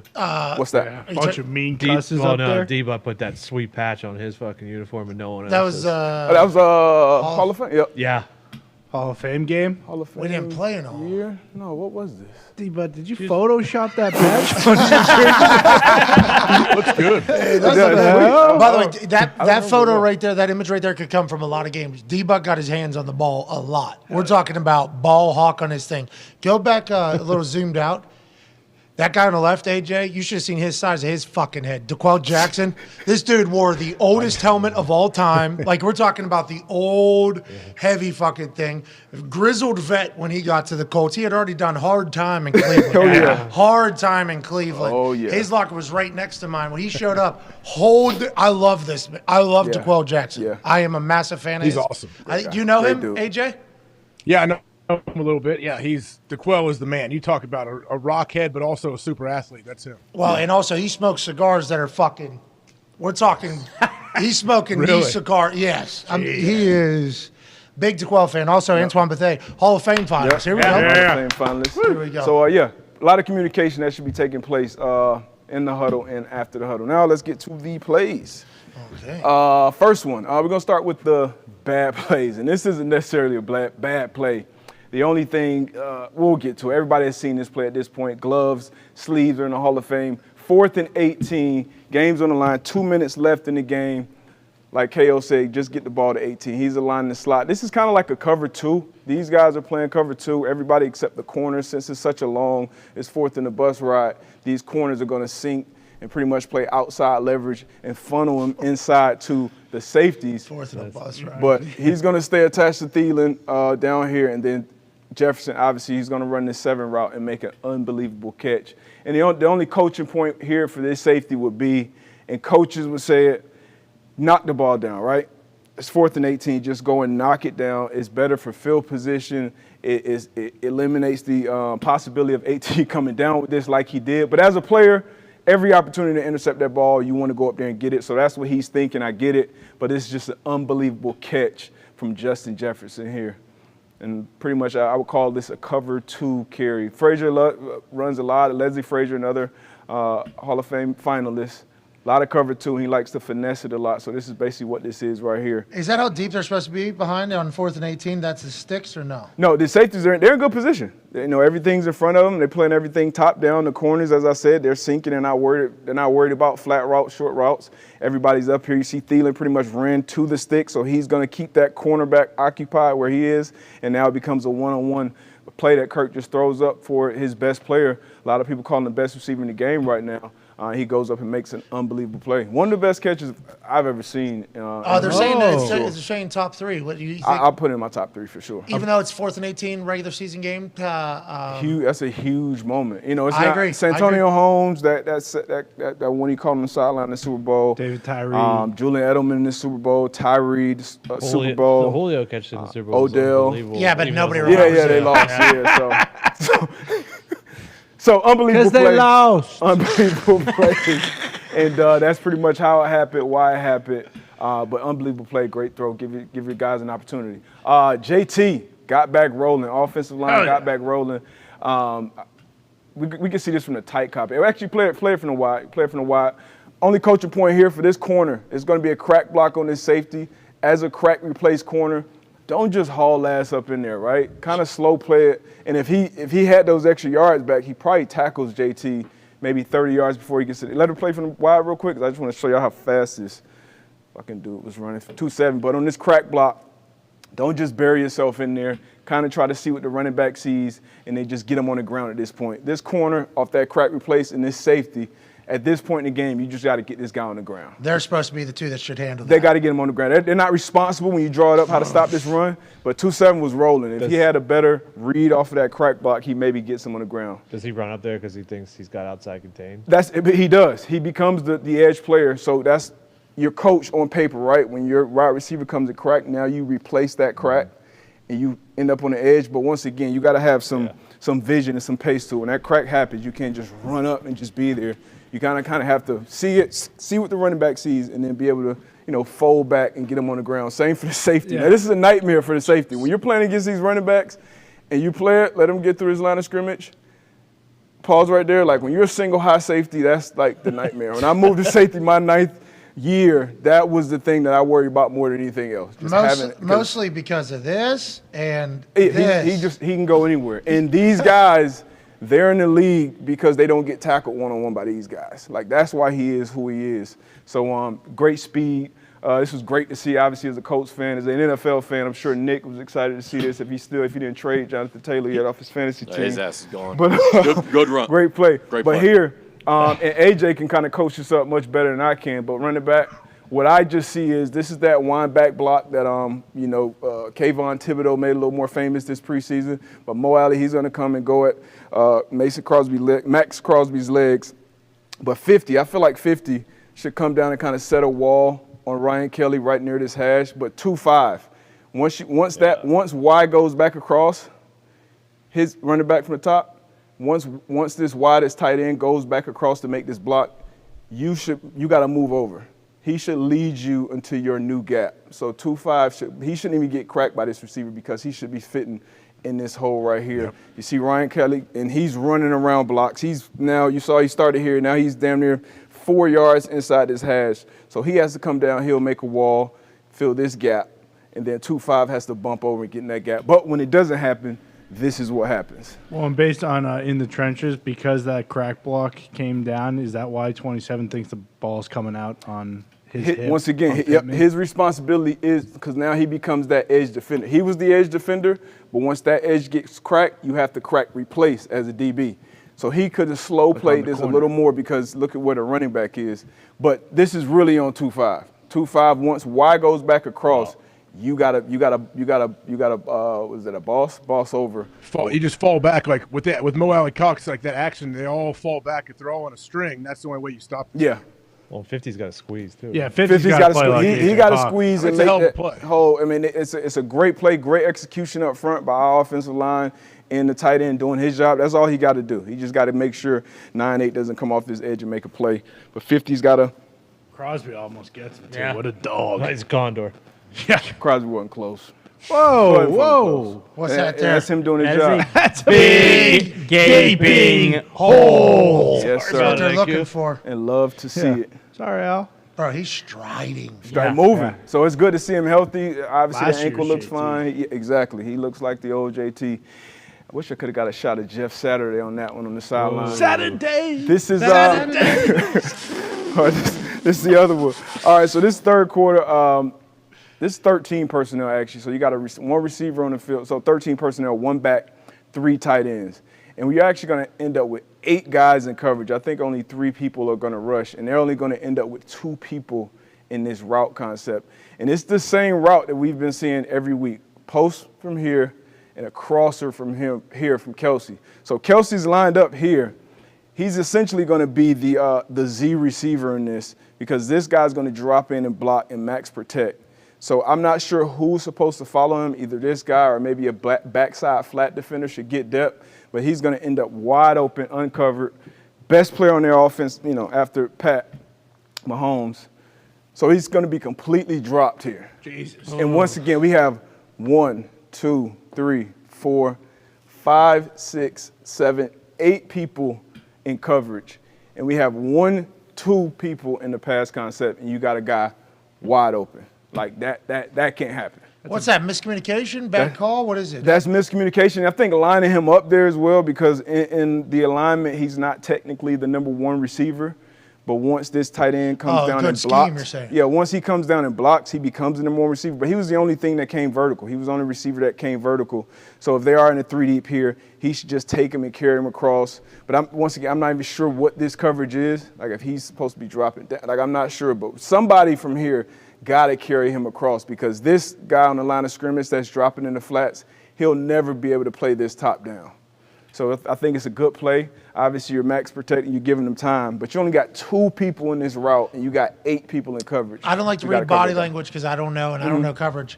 This guy's body language makes me think this is his guy. Yeah, agreed. Just I kind of watched the point afterwards, too. Agreed. In a little bit of loss. You see he's pointing, this linebacker, he's pointing, so he's expecting someone to pick it up, but nobody picks, like somebody's got to pick this up. That backside flat defender, once again, will not.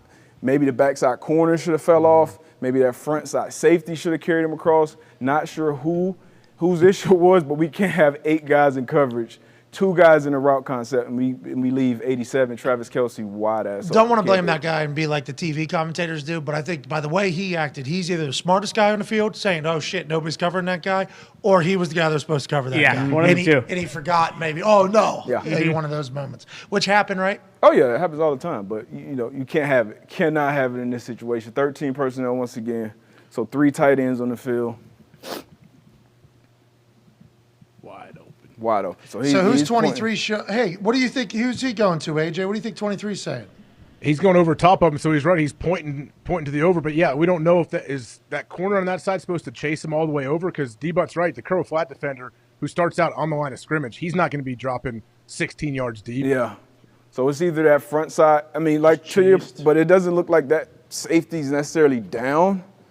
That'll make you say this is single high coverage. So it looks like a split safety coverage. And if it's a split safety coverage, it's definitely on him to carry him across. But you only got 1, 2, 3 guys rushing. You got 8 guys dropping. Jeez. And we got the best player running routes for them wide open. Look at this ball from Mahomes. You absolutely can't have it. Look at this. So he's rolling away. He's 5 yards outside the hash and throws it back across. But he's, once again, wide ass open. They're going to win it.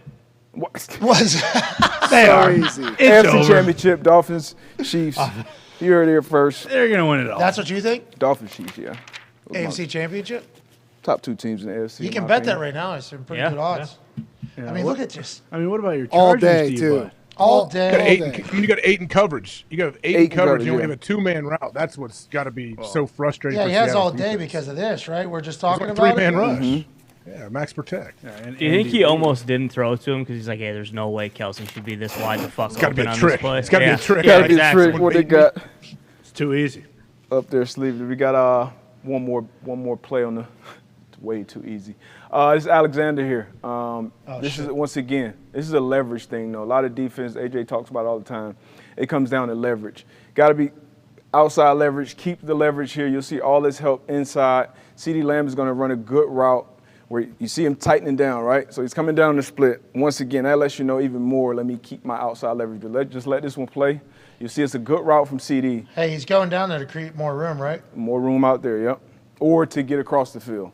That's what so boom, he gives you the fake over route, and then he straightens them up and runs the out. So run it back from the top. So you'll see just like that crossing route we just saw from Kelsey, which he's probably thinking, all right, we're going to go and give him the short motion. So you think crosser, goes crosser, straightens them up and come back out. But Jair got to maintain his leverage and use all these paws. Like these are all your bodies inside that can help you. You know, these are the underneath guys, obviously, and these are these other safeties back there. So use those guys and don't let them beat you. Like you can't let them beat you. So now once he breaks to this outside leverage, he's breaking away from every defender on the field. Bye. So huge play, good throw from Dak. Obviously, it wasn't enough to get the dub, but got to use your leverage. Keep your leverage there if you're Jair Alexander. Not 100% sure what this coverage was. They were mixing it up back here with these safeties. You'll see it paid off for him ultimately to win this game. But yeah, bad eyes too. Bad eyes at the top. When he gave him that little stutter at the top, his eyes were definitely in the backfield. Peek. Oh, Can't peek. no. He's been balling though, right? He's Jair's having been balling. Good year. Solid year. A year warranting his No, I contract. agree. Yeah, I was gonna say I think he's probably underperformed. I mean, at least fans think he's underperformed considering what you expected coming into this year. A lot of times, first year guys get that bag. A lot of times you see that first year kind of, and then at some point they'll pick it up. But he'll pick it up. Good, really good player. Really competitive, super athletic. I don't think they use He it. was not taking a shot. He's just saying, hey, this guy needs to remember why you got paid. That's what people, I think, happens when people make money and they aren't as good afterwards. It's like new scheme. Hey, new scheme too. New scheme. You saw with J.C. Jackson, who got injured, went to a new scheme out of L.A. But that happens all the time. These guys are great players, though. Great players. I love Jair. Had him on the tape last week, making a big play. This was the which one is this? This is not the first Patrick Peterson. It's the first one, yeah. So this 4th and 2. 4th and 2, 10:42 left on the clock, right? So at this point, the Bills are up 10 points. Kick the field goal. You could kick the field goal, but you trust, this is one of the best quarterbacks in the league, so you trust him to get 2 yards, you throwing and running the ball. But you play this ball, this is going to be a teaching point for young corners. Play it. And once Josh Allen gets out, he's going to break the pocket. So once again, it's another 2-by-2 formation. So you see the routes. Now Josh Allen's going to break this pocket. When he breaks the pocket, as DBs, before the ball's in the air, we can contact receivers, right? We can push them. So if you ever have a receiver near the sideline and the quarterback is out of the pocket, just push him out of bounds, right? And the receiver usually stay out of bounds because he doesn't want the quarterback to think he's still eligible to catch the ball, because if he catches it, it'll be a penalty. So he pushes him out of bounds and then just puts his eyes back on the quarterback and ends up stealing his play. Josh Allen never sees him. So that's what happens there. That's how he makes that play. Veteran move by him, pushing him out, taking advantage of that rule, and then getting his eyes back to the quarterback and using his ball skills and his athleticism to take over and make that play. What did he say? He said he's still running at 20+ mile an hour or whatever. Yeah. And this one, his head was running like 23 miles an hour. right. Boom. And if you saw it, his head was going too fast for his damn body right there. He did get a little too much forward lean here, but you'll see it from the back copy. It's kind of one of those second reaction plays that Josh Allen, does a lot, and usually good things happen. But fourth quarter, you're up 10 points. Oh, Michael Kendrick's in your grill. Yeah, you had two guys in your face, but Dude, just shoving a guy out of bounds, though. So you shove him out of bounds. So now Isaiah McKenzie's out of the play. You're ineligible. He's ineligible. You see the ref's hat right there. So that's what the ref would do once the guy steps out. He'll throw the hat down, which kind of reminds him, because this play goes on long enough, he probably fucking forget. But obviously his hat's off. He knows this guy's, and he stands up. If he came back and bounced, some guys come back and bounce, just put their hands up like this, like don't throw it. But good job by him staying out of bounds. But great job by Pat P pushing him out and then just becoming that extra player to have eyes back on that quarterback. Golly. In a plaster situation. So a veteran, a heady play right there by Pat P. And this Same is the thing, you second push him down too, D-Butt. If you can, like, say you see the quarterback scrambling, you're covering a wheel or something, push that dude on the ground. Oh, yeah. Oh, yeah. And a lot of times they can't see it or they see it after you, so great job by him. And then this is no, it's the same one. So as soon as he gets out of the pocket, you're allowed to hit a guy. Yep. As soon as he breaks that same tackle box, as soon as he breaks that, you're allowed to. So in this plaster situation, any contact, you can push. You can't hold him. You can chuck him. So it's like a chuck rule. You can push him. You can't hold him. Yeah. But anywhere around, you can push him. And near that sideline, that helps so much, because if you don't chuck him out, then this receiver can just run around and just get open. So great job by Pat P. Obviously knowing that rule, because as soon as he pushes him out, you just see him get his eyes back to the quarterback. So he's out of play, boom. Now let me go help somebody else and make a play. Because if he doesn't go back and make this play, Knox could probably catch that in the back of the end zone. You've seen Josh Allen make that throw a lot. Hey, that's big brain football. That's big brain football right there. I didn't know that. Yeah, me neither. I didn't know. I'm learning a lot right now. Yeah. This is a good day. Big brain football. Isaiah McKenzie also, can he come back in and make a tackle? Or is he just not? Yes. Oh, he can make a tackle. First person to touch a ball. So he could have, right there, he could have probably chased after him. If he come back in and that ball goes off of Pat P's hands, then he can catch it. Can't be the first person to touch the ball. Okay. Cannot be the It's first. just like in a punt.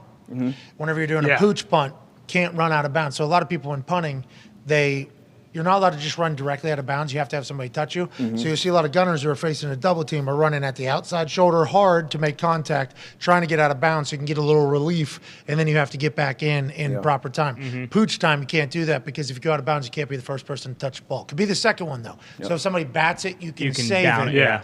But you can't be the first one.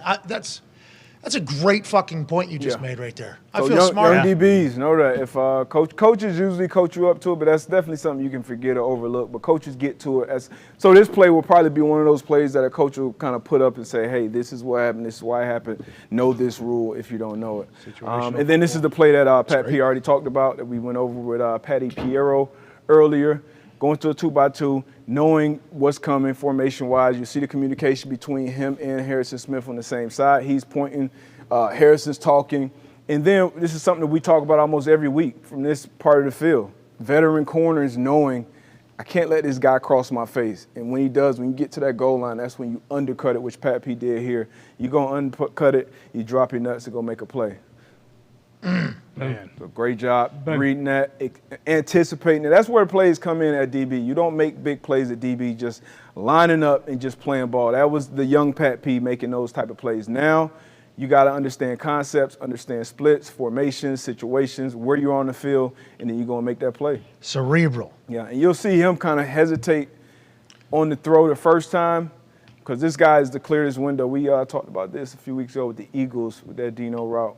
The one that Darius Slay picked off on the other side of the field. This is pretty much the same play almost, but he goes around him this time. A little bit of hitch there. Yeah, a little bit of hitch. So I don't know what he saw. Maybe he saw Kendrick's flash, and that made him hesitate. But that hitch helped Pat P get in there too. But big-time play. Big-time play. You think the Bills will be fine? So now you just said the Dolphins. I mean, I'll tell you. Yeah. Are they winning the Super Bowl? I wouldn't pick them to win the Super Bowl this year. They win in the division? You think he sees and him? the Dolphins, baby. You think you see him? I think he's, at quarterback, you see guys flash. So he probably sees him flash right there because he probably wants to put this on a rope. So he flashes, and as soon as he goes by and kind of clears that window, and then he throws it. And does he ever make this throw? I don't think he'll ever get that ball. I think if it's not picked off, Pat P at least gets a hand on it. But that's a great play that was made, really pre-snap. What a win. I enjoyed Patrick Peterson on the show earlier. Yeah. He was awesome, AJ. Yeah. He's super smart, man. He has a crazy, I don't know if you've seen D, but have you seen his car collection? He has some awesome, old school muscle cars. Yeah, I think he might have a car shop out there. Yeah, his own big old garage. It sounds like he's Jay Leno, basically. Yeah, he got some nice. Stay away from the gas. Jay has a bunch of Oh, yeah, I heard that. But Jay has a huge garage. Well, in the garage is where it happened. Him and Jared. In the garage where it happened. That's what we're saying. Jeez, but yeah. You know, at Pat P, was that old CBA? Nah, that been new CBA. No, old CBA. He was old CBA. Wasn't he saying? No, he was. I think he's. That was the same draft with Cam. I think Cam was the first new CBA. Oh, Sam Bradford was the last one. Yeah, Candy Shop. Yeah, that's the name of his spot out there. I think they took down the Cardinals logo though. I'm not sure. Maybe.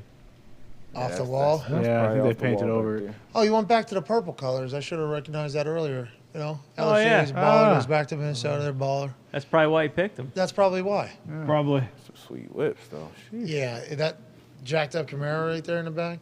That thing probably 600, 700 horsepower. I bet you those back wheels get to spinning. Dom You know what I Toretto. mean, AJ? You know what I'm talking about? Oh, I know. Maybe Exactly. 700, 800 horsepower on that thing? Those old schools. Who's sponsoring Seven that? Fast, Seven Furious.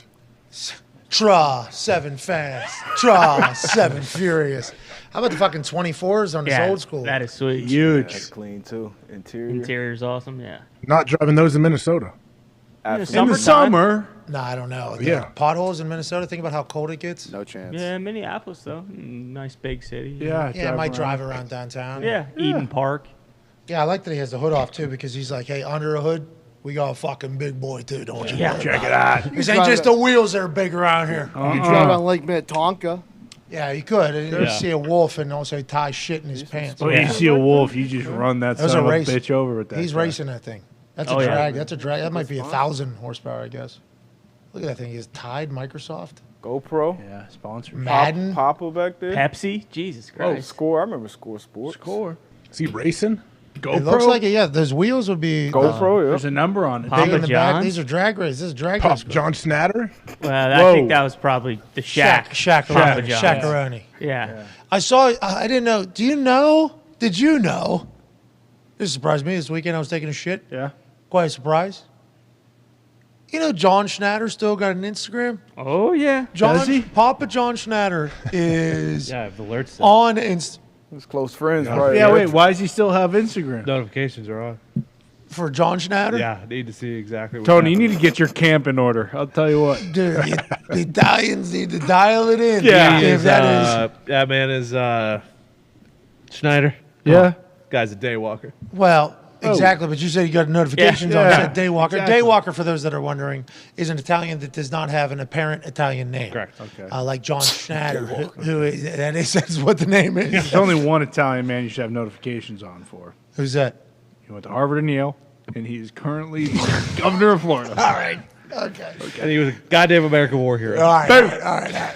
Jack Carr actually writes his stories based off this man's life. AJ, I learned this morning that in the think tank over there that the boys have learned about potential presidential drama going on in one particular party, and they have fastly pledged their allegiance, it sounds like. Yeah. Well, AJ's kind of worried, actually, because his guy made the announcement last night that he was running for president in 2024. Who's Now, that? Donald Trump. AJ had a whole entire party at his house. Axel dressed like him, and all his kids dressed up like his other sons. And now Everybody everybody's kind of dressed up worried like about Trump. DeSantis. Yeah. Oh, fuck. Sounds like something I would do. His wife Yeah. dressed up Can we like get a back Bonker. to everything DB? Let's get to it. Let's get to it. 3rd and goal. What quarter was this? The fucking most watched game. Almost 30 people tuning in to watch this game, right? So 3rd and goal. That's a 2nd lot of quarter, people. Whole lot of people. Yeah. Whole lot of people. That's Cowboys. Whole lot of people. But this is big. Cowboys going in to score right here. 3rd and goal right here. My guy Rudy Ford, where you Hell at? yeah. Where you at? Rudy Ford in here playing. This is him right here. He's gonna be playing his goal line once again. So this is some type of miscommunication between Schultz and CD because they end up in the same spot, which DBs love because now we can cover both of them, just doing our thing. But let this play. Those empty personnel, they're doing their thing up here. They're doing their thing down here. Poor spacing, great read, great break. Once again, you got two guys literally in the same exact spot. Dak is throwing his ball still with anticipation. Rudy Ford with vision, undercutting at the goal line once again.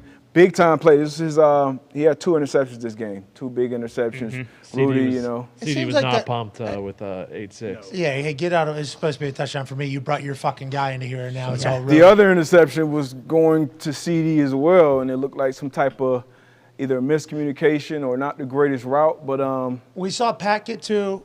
because he got 2, how come it's like, is that a thing? You get your hands on 1, you're going to get your hands, is it because of where you're playing? Is it because of what the offense is doing? I mean, they always say they come in bunches. That's one of the things people say, DB Celebrity deaths? But, turnovers come in bunches. Once you And get celebrity one, deaths. Yeah. But Rudy Ford hasn't been playing a ton. He was out there. Actually, a former teammate of Patrick Peterson's out in Arizona. So shout out to Rudy getting his shine. Ty said earlier, we talked about the play. He said, I anticipate him playing probably 10 snaps next game. Mm-hmm. But big-time play from Rudy Ford here, getting his read in a big-time moment in the game. Obviously, second half, 3rd and goal. They're going to score from the 11-yard line. If they bat this down, they settle for a field goal. Instead, boom, we get the ball back to our quarterback, and we drive down. And he never let him get across his face at all, right, from the beginning? No. So this is the thing, DBs. Like, this is like a ledge almost, that goal line, because – they can catch the ball here or they can catch the ball at the back. It's still a touchdown. So once they get near there, you got to beat them to a spot, and that's what he does there. Great job getting a read on the quarterback, beating him to the spot, catching that thing, looking at it, and then bringing it out. If you got some speed, if you got some wheels, bring them out, man. So now you got your offense on almost the plus or the minus 40 coming out, so that's great field position to start the drive. So big-time play, Rudy. DB, why don't you think he's put – because they've used him almost exclusively on special teams, and he looked – I mean, not just in coverage. Like, he was physical, making, like, tackle. He looked so much better than Darnell Savage has looked all year. Mm-hmm. Like, do you think he isn't a great practice player? Like, why isn't he playing more? Sometimes he's been in the league for a while, too, and he's kind of went to a few different teams, and he's been a core teamer in a lot of places, but he made plays in Jacksonville when he was there. And sometimes when you draft a guy or you bring a guy over in free agency, like, you want to get something out of your investment. So you're going to put them on the field. They're going to have opportunities to fuck up multiple times before they get pulled. But then when your guy gets his chance, you take full advantage of it. This is him being obviously mentally prepared to play, get more reps. And like you said, it wasn't just in the pass game. The first play of the game, I think, they handed off to who's the back now? Pollard. Yeah, Tony Pollard. And he came and made a tackle near the line of scrimmage. So fast, physical, and guys, he obviously knows where to be on the field. So I hope he continues to get more and more playing time. But he made some huge plays in this game, and this is one of them. You get 2 picks in front of 30 million people. There's going to be some other GMs that are potentially going to see him, too. Absolutely. Yeah. Absolutely. If he's a teamer and he's a vet, probably only a 1-year deal here, I'd assume is the – I think he got released. May have got released right before the season. Yeah, he did. Or yeah. When did he get picked up here? Yeah, like right before the year. Okay, yeah. So yeah, Bisaccia wanted him. That's why they signed him. It's good. It's good Richie. Not a day walker. No. It's very Italian. Special teams coordinators are good people to have in your corner when it comes to getting on teams, getting on rosters. If So they are know Italians. you. If you But Italians you put an are- Italian special teams coach. Yeah, best of both worlds. Yeah, some great Italians in the Depending corner. on who's catching pucks. Yeah. But this is another big-time play here. You're going to look at this safety, 2-2. It's going to be a single high safety. And what Jalen Hurts has been doing all season, he sees that single high, he's throwing to his guy, 11. And just watch this rep from this post safety here. I'm going to let it play and then watch it. So you're going to motion over. He's going to end up picking up here, picking up there. It looks like cover 3. It's going to look like man up there. But since based on what these 2 linebackers do, I'll call it cover 3, like a cover 3 carry. But watch this post safety. I think could have got a little deeper earlier, but has a great break.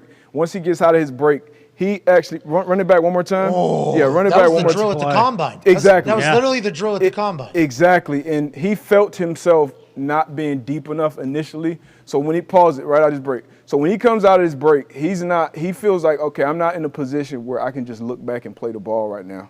So he literally came out of his break, put his eye directly on A.J. Brown, and then took the perfect angle. You'll probably see it better from the back, but let it play one more time. All right, here we go. We're good. So just watch. Obviously, he'll come into the screen later. But out of his break, his head is going to go right to the receiver. Boop. So right now, he's not even looking at the ball right now. He's looking at A.J., okay, am I in a position yet? And once he gets in a position, he's going to look back at the last second and time this perfectly. And then obviously big time to come down with a boop. I mean, he turned it to the receiver right there. So as a post safety, you get a good read on that quarterback. And then you obviously, if you're not deep enough, you find that angle. So he came, found the angle, and made a great play on the ball. Primetime game, obviously, what the Eagles have been doing. Obviously, they were 8-0 coming into this game, and they were top of the league in turnover ratio, second in the league in points off of turnovers.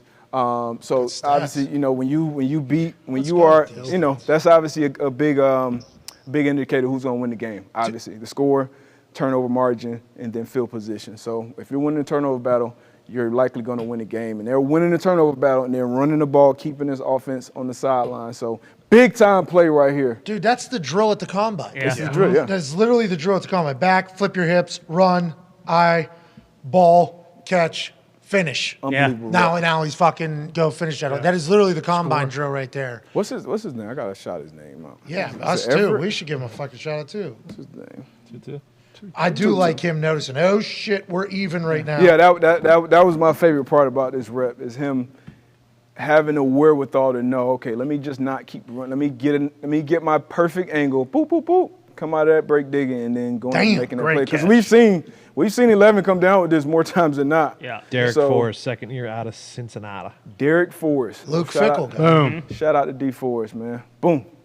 Hell Great of a play. AJ, how cool would it be to be that athletic? It's pretty amazing. Yeah, like Debo, that's a great point you bring up. But he felt like he was even. A lot of times guys will run and you kind of peek at the quarterback and at like the wideout instead of like digging and getting to where you need to get. And then all of a sudden you're not deep enough. Dude dunks on you. Like that's usually what happens. Yep. Run it back one more time too, and they put something in his face too. You got Devontae Smith running this deep crosser, and he's probably trying to influence this post safety, but and that's probably why he didn't get as deep as he felt like he should have been. But he continues to stay in his pedal, even though he's kind of running right at him. You'll see him kind of shuffle a little bit, but he'll get back in his pedal with D. Smith. So this is a great rep by the safety, man. Young safety too. Jalen's looking, right? Yep. So he's looking at him, and he's running him at him. Obviously, Smith with good speed, but he never gets out of his pedal, keeps his eyes on the quarterback, goes up to the receiver, makes play on the ball. So perfect rep from the young safety. On prime time, too. That's Monday Night Football to beat an undefeated team. So they're, 500 now? Yeah, 5-5. Yeah, so big win, man. Chase Young coming back. Massive Chase play. Young coming back. Congratulations to the Commanders. Mhm. I hope the Zins were fantastic.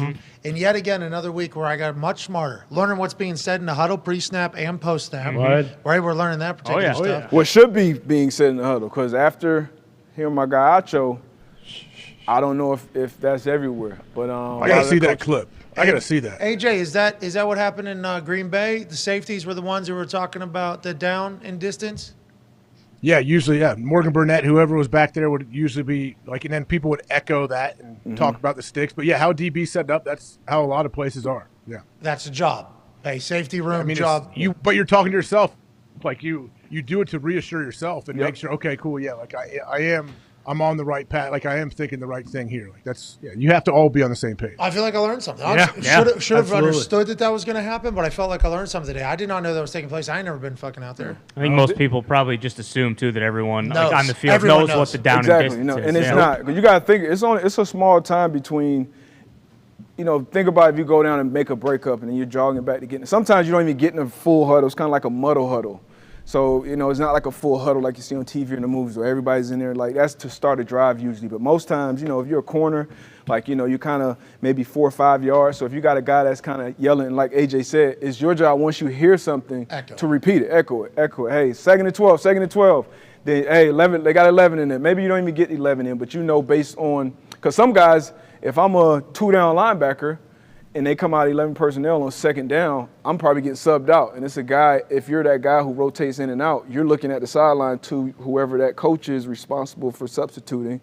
You're looking at the sideline, you may see your guy coming in, you get tagged and you get tagged out, and then you're also communicating things in that fashion. But down and distance, personnel, and then alerts. And that just helps slow everything down for everybody that's out in the field. Today was a great day. Hell yeah. We can't thank you enough. Ladies and gentlemen, Darius Butler. Thank you, D-Bud. Thank you, fellas.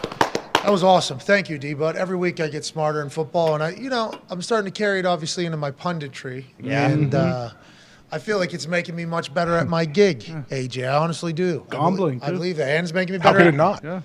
Yeah, how could it not? Whenever you're fucking learning more and more about the game than you've ever learned in the past, even when you're sitting in team meeting rooms and talking to everybody. That was incredible. Thank you, D. But speaking of incredible, man was able to join us. He was able to make time in his schedule.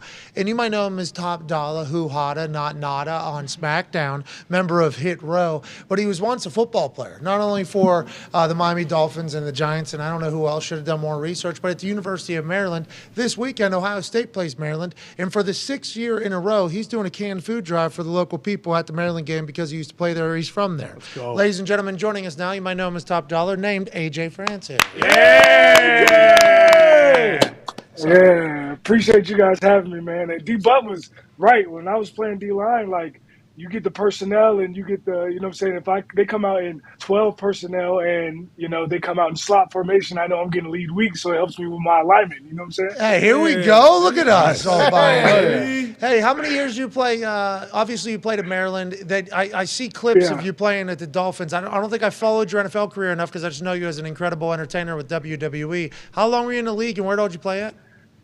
I was in the league for 6 years. I was on a couple teams just for like the preseason, but I actually played for the Dolphins, the Seahawks, and the Commanders. Oh, there it is. Commanders, hey. Smart. Hey, way to go. Smart. I appreciate you. You're out of Maryland, obviously, and this weekend, for the 6th time, you're doing a canned food drive. How'd you think to start this? And congrats. It's fucking awesome. You're making the world a better place, dude. That's a cool thing. I appreciate you, man. I just grew up in an underserved community, man, and where if you don't do it, nobody will. And, there's a homeless shelter by where I grew up called Sarah's House, and to my dad's credit, he always made me volunteer there before I was in the NFL. When I was in middle school, when I was in high school, we've been doing stuff like canned food drives, and I've had celebrity basketball games where we raise money for them, and we do trunk or treat during Halloween. We do back to school, like backpack giveaways and stuff like that for the kids, because most of the people that live at Sarah's House are children, and they come from unfortunate situations, or their families where the mom is getting away from maybe a domestic issue, or maybe their house burned down, or a myriad of different issues. And we just go out of our way to serve our community, man, because if we don't, nobody will. And it's been a blessing because, like, I was doing it before I was a public figure, before I was in the NFL, before I was, in WWE. And now, like, when I actually, reach out to people and be like, yo, can you help me do this? Like I did with you, you're like, yeah, sure, come on the show, talk about it. Like, it wasn't always that easy. So for it to be able to do it now, it's amazing. Yeah, I think it's an amazing thing to put a little spotlight on it. And I didn't know you when you weren't in the NFL or in the WWE, but I would assume if you would have called me then and I knew you, I would have been excited to help out, excited to get you on here. I think your brain is a fantastic one, dude, honestly. When did you know you were going to go to the WWE? Honestly, the day I stepped foot in the NFL. Because, the NFL opens up doors to a lot of different things. So, like, I knew as soon as I got to the NFL that I was going to get an opportunity to at least get a tryout. And I know my athletic ability. I know my ability to talk. I know my creative mind, like you said. So, like, I knew once I got a tryout, I was going to get signed. I actually was kind of salty because I was signed and I was in NXT and I was watching you guys do the matches on NXT and I was in the crowd clapping behind the glass. And I was a little bit salty because it was a team full of NFL guys and nobody invited me to be on the NFL team. You know what I'm saying? It was a hostile environment. Hey, it was a hostile environment. I got kicked out one week. Hey, listen, I didn't want to be there either. Okay, I had to do what I had to do, but I appreciate you showing some fake enthusiasm.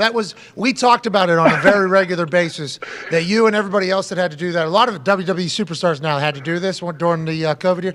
That's the worst situation of all time. Oh. A worst situation of all time. But appreciate you being a fucking trooper for that. And I think we would have had you join us. AJ turned his back quick when Roderick Strong almost punched me in the face. Yeah. AJ ran out of there. Scumbag. You remember that, AJ? I do remember that. They took me out of there. A couple security guys, they backed me right out, basically got me in a headlock and dragged me out of the place. So sorry about that. It's okay. Sorry about it. Sorry about it. Look at the crew. Yeah, so, Top Dollar was standing behind some plexiglass booing at the time. You know what I mean? Oh, that was amazing those days. Great time. Whenever you do something like this canned food drive, and I assume you think about the next year, do you figure out a way that people who aren't on location can help? Like, can we help you out here, or do we have to be at the game? Yeah. How's it working at the game? At the game, we're at all the gates, so people just bring their canned food up. When they're going into the stadium, we'll be there right when the gates open. This Saturday. And, This Saturday. Okay. Against Ohio State, where we knock down the Buckeyes. You know what I'm saying? Hell yeah. The Buckeyes down. Yeah, absolutely. I'm sure the spread's probably like Buckeyes minus 400, but we'll probably, we might be able to get it done. You bring your cans to the gate and you drop them there. Any non-perishables work. I also have a donation link that I can send you where you can donate directly to Sarah's house. It's an incredible place, man. They take care of the most downtrodden people that need it the most in my community where I grew up. My dad literally works at the school across the street from Sarah's house, and he's worked there for years. He went to school at Meade High School, which is across the street. So, like, this is a big community thing that we've been doing for a long time. And, anything that, anybody can do to help out, I'll definitely send you the link to be able to donate. I know how you like to get down. Yeah. I appreciate you guys for sure. And especially since we're playing Ohio State, I know, AJ might have a little bit of hate in his heart for us. You guys are good, man. You got Tua's brother, right? Oh, yeah. Talia. Yeah, to his brother, man. We're okay. You know what I'm saying? Like, we do in the Big Ten, we do way better in basketball than we do in football. I can at least admit that. What years were you at Maryland? I was at Maryland from 08 to 12, so I actually never played in the Big Ten. I only played in the ACC. So when they moved to the Big Ten, it was my second year in the NFL. So it's been crazy to see. Like, I'm grateful because maybe one year we can actually go to a Rose Bowl. Maybe we'll get lucky. Maryland? Maybe. Maryland. Hey, let's go, Maryland. Okay. Hey, let's Maybe. go, Maryland. There you go. High hopes, high dreams. Don't Get to count a out. Rose Bowl. There's 64 teams in the playoff. What are you talking about? Just maybe. We need a couple more teams. What's your problem? Whoa, It might get hot. that could happen. I'm just saying. I mean, it's gonna be tough for a Long while, road. especially with that team in the Big Ten, the one that AJ's about to, represents and is a Hall of Famer at. But hey, why not Maryland? Yeah, exactly. Well, because Ohio State's there. Why not? Michigan. And they're not very good. Yeah, every year we start off good, and then we got to 6-2 play to start Ohio this year. State, Michigan, Wisconsin, Michigan State all back to back, and Penn State. And it's like, geez. Michigan State kind of stinks. Whoa, bowl eligible if we win this Saturday. I didn't know that. And by Michigan State people, I didn't mean that. I'm just, just saying that strictly to bury that guy back there and Larry Nasser, who is certainly associated with your school. Oh, yeah. I don't mean to bring it up. AJ, your question for AJ. Are you surprised that more NFL, like ex-NFL guys, don't go into the WWE or have more success in the WWE? I know how difficult it is. People think they can just walk in there, and that's not the case. Like, do you think we'll see eventually more NFL guys come in? I think so, especially with the way that they recruit people now. Like, they're intentionally trying to get more pro athletes into WWE. All my friends that are interested, I tell them, look, bro, if you want to try out, I can definitely hook that up for you. Like, but the thing is, you got to be completely dedicated to it, man. Like, unless you're Pat McAfee and you can fly in on your private jet and then you can, go a couple days a week. Unless you're that, you got to go to wrestling school for a couple months to get it down, and then go to a tryout and then impress. And you can't just every player in the NFL is physically capable of being a professional wrestler, but do you have the personality? That's what matters more. You know what I'm saying? Like, are you nervous when the red light comes on and you got a mic in your hand? Like, that matters 10 times more than what your physical ability is in the ring. So there's a lot of factors to it, but I'm actively trying to recruit people from the NFL to come join me in WWE.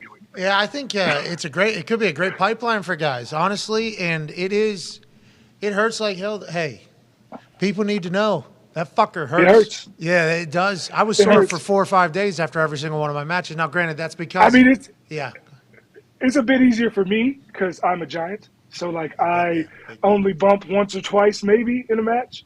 But I've seen your matches, and you're bumping all over the place. You know what I'm saying? You probably have more bumps in your Mania match than I've had all year so far. Okay, all right. Well, that's because, I feel like I got to earn stripes a little bit, because I am flying in, flying out, that type of thing. Might as well go off the top of the cage, flat back it. Mm-hmm. Yeah, it was real crazy that nobody chose to catch me on that potato. Nobody chose to get hit, because I was giving it away how much they were able to move. Mm-hmm. Or maybe, this guy shows up one day a week, huh?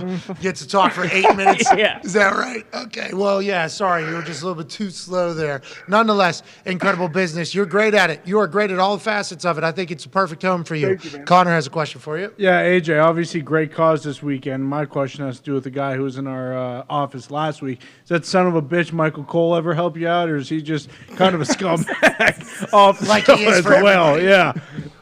Cole's great, man. Cole's really good at helping me put things over. Like if I have something specifically that I want him to say, and Pat was the same way. If I have something specifically I want him to say, Wade Barrett's the same way too.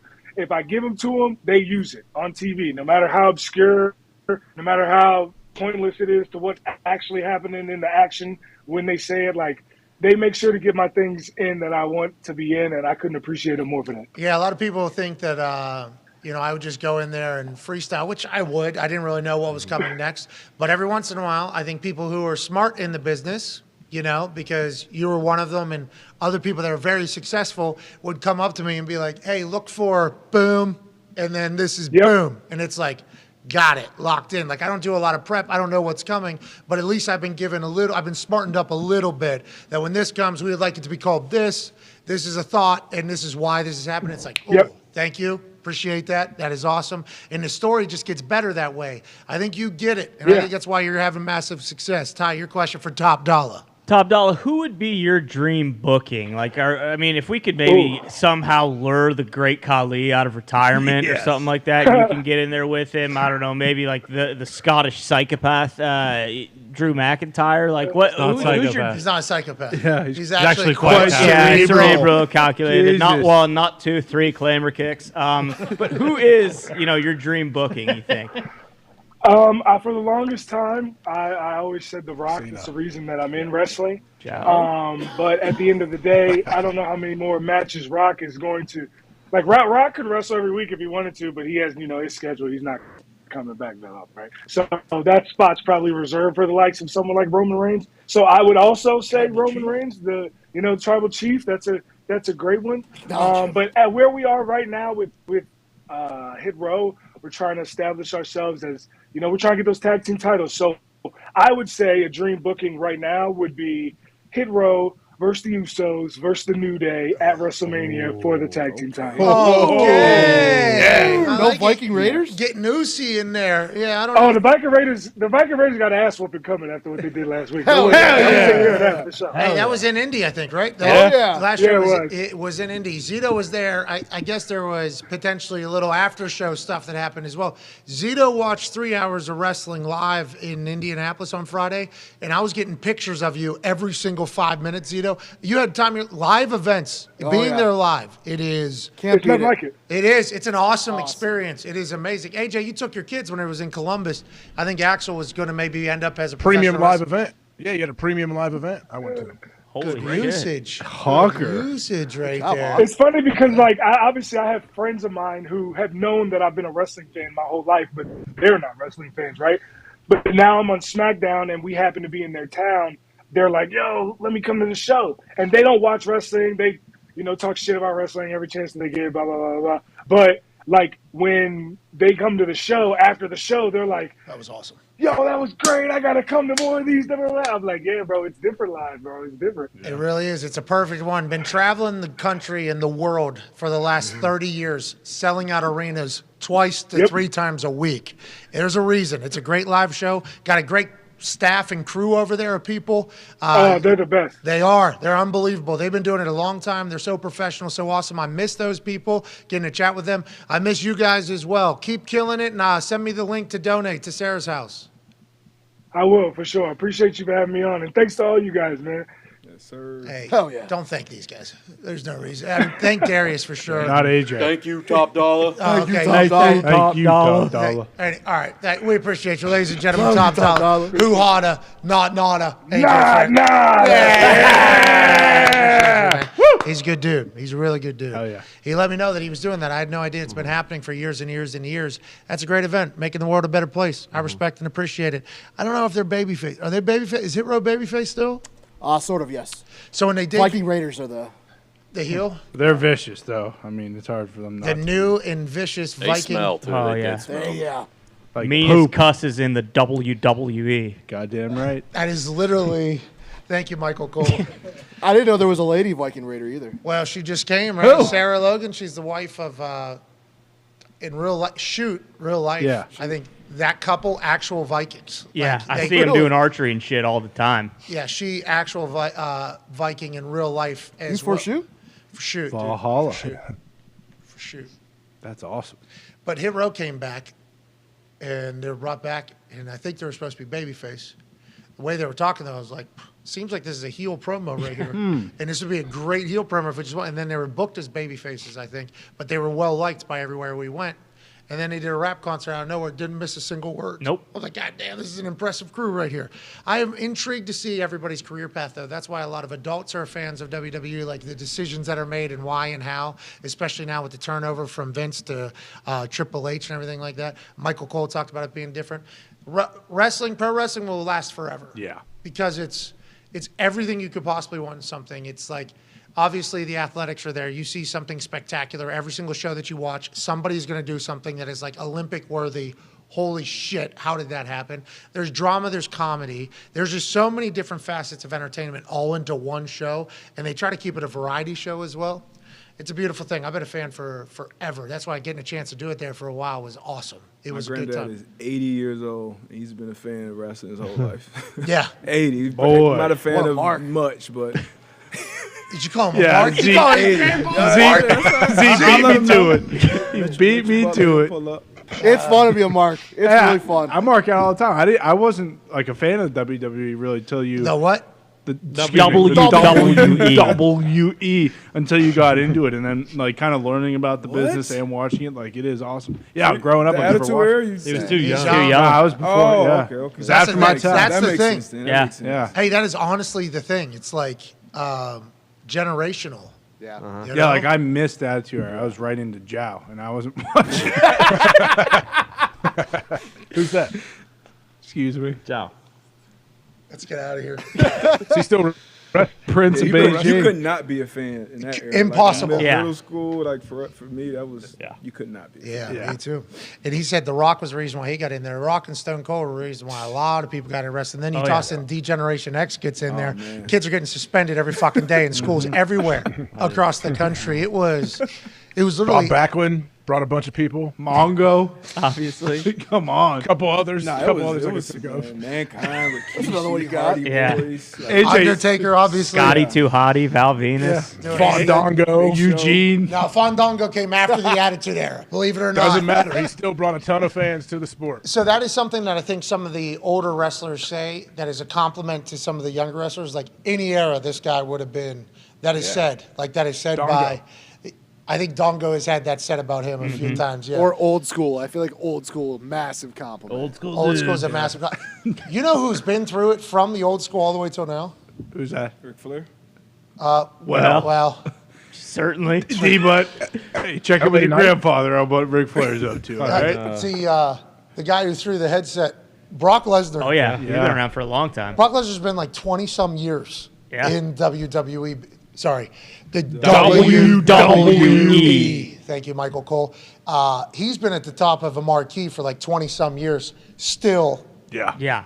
absolutely strapped. That is one of the most interesting humans ever pieced together. His arms go to like the middle of his shins, and he's jacked the entire thing. Jaw. So he's got a longer reach jacked. than you do, and he's stronger than you are. He has the explosion where he had like a 45-inch or 44-inch vertical, something at 280 when he was coming into the NFL after not playing the NFL, or after not playing football since high school or whatever. Just goes into UFC, becomes a fucking heavyweight champion. Yeah. Able to just eat stuff. Like, what an interesting fucking creation Brock Lesnar is, who has been through this entire thing. Well, that's like people who watch it now. It's just like, oh, he's just the big destroyer. Like when he first came in, he was doing like moonsaults and like backflips off the top rope and shit. Like athletic freak. So me and Brock, had a couple conversations. Obviously, everybody saw our recorded one. We had a couple convos.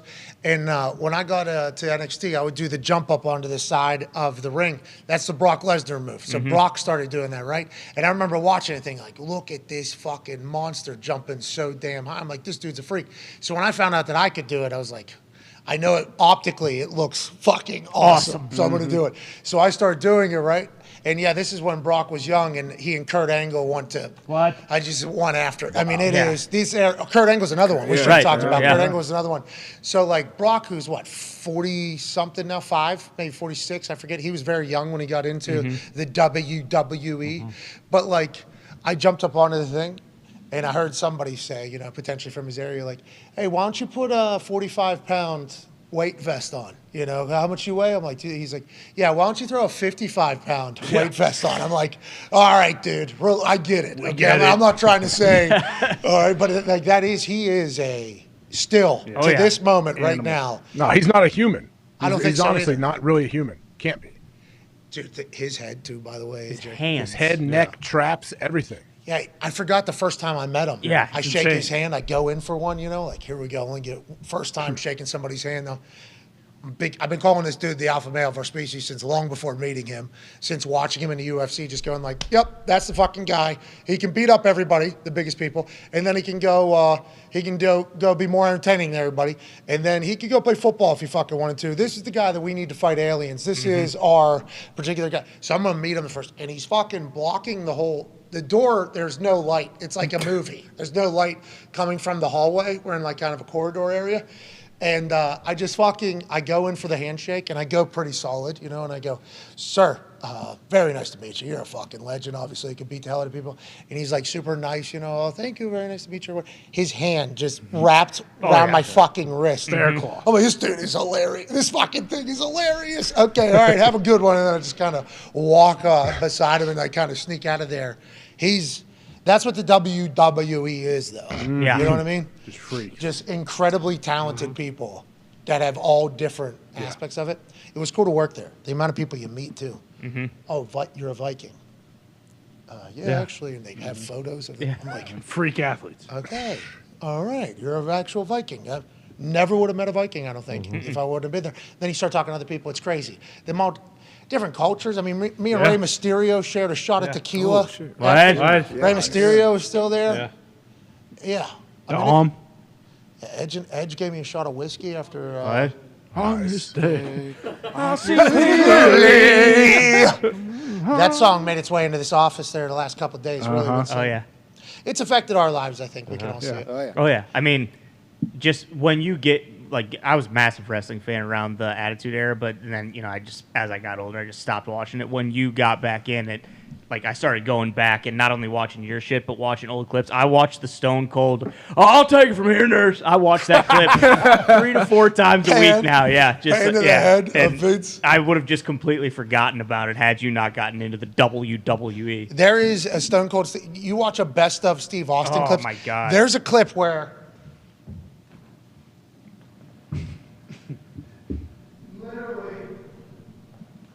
Walks all the way down to the ring after the glass break. Fucking 45, 50-second entrance. Walks over to a guy, kicks him. Stuns him. And it walks It's a 3-minute segment. Yeah. There's a 3-minute segment. There's 2 minutes and 50 seconds of glass break, him walking, kicking, stunning, and just walking right back out. And the crowd was for a full 2.5 minutes or whatever.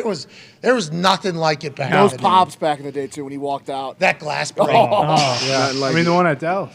The one at WrestleMania was huge. Yeah, that was unbelievable. Yeah.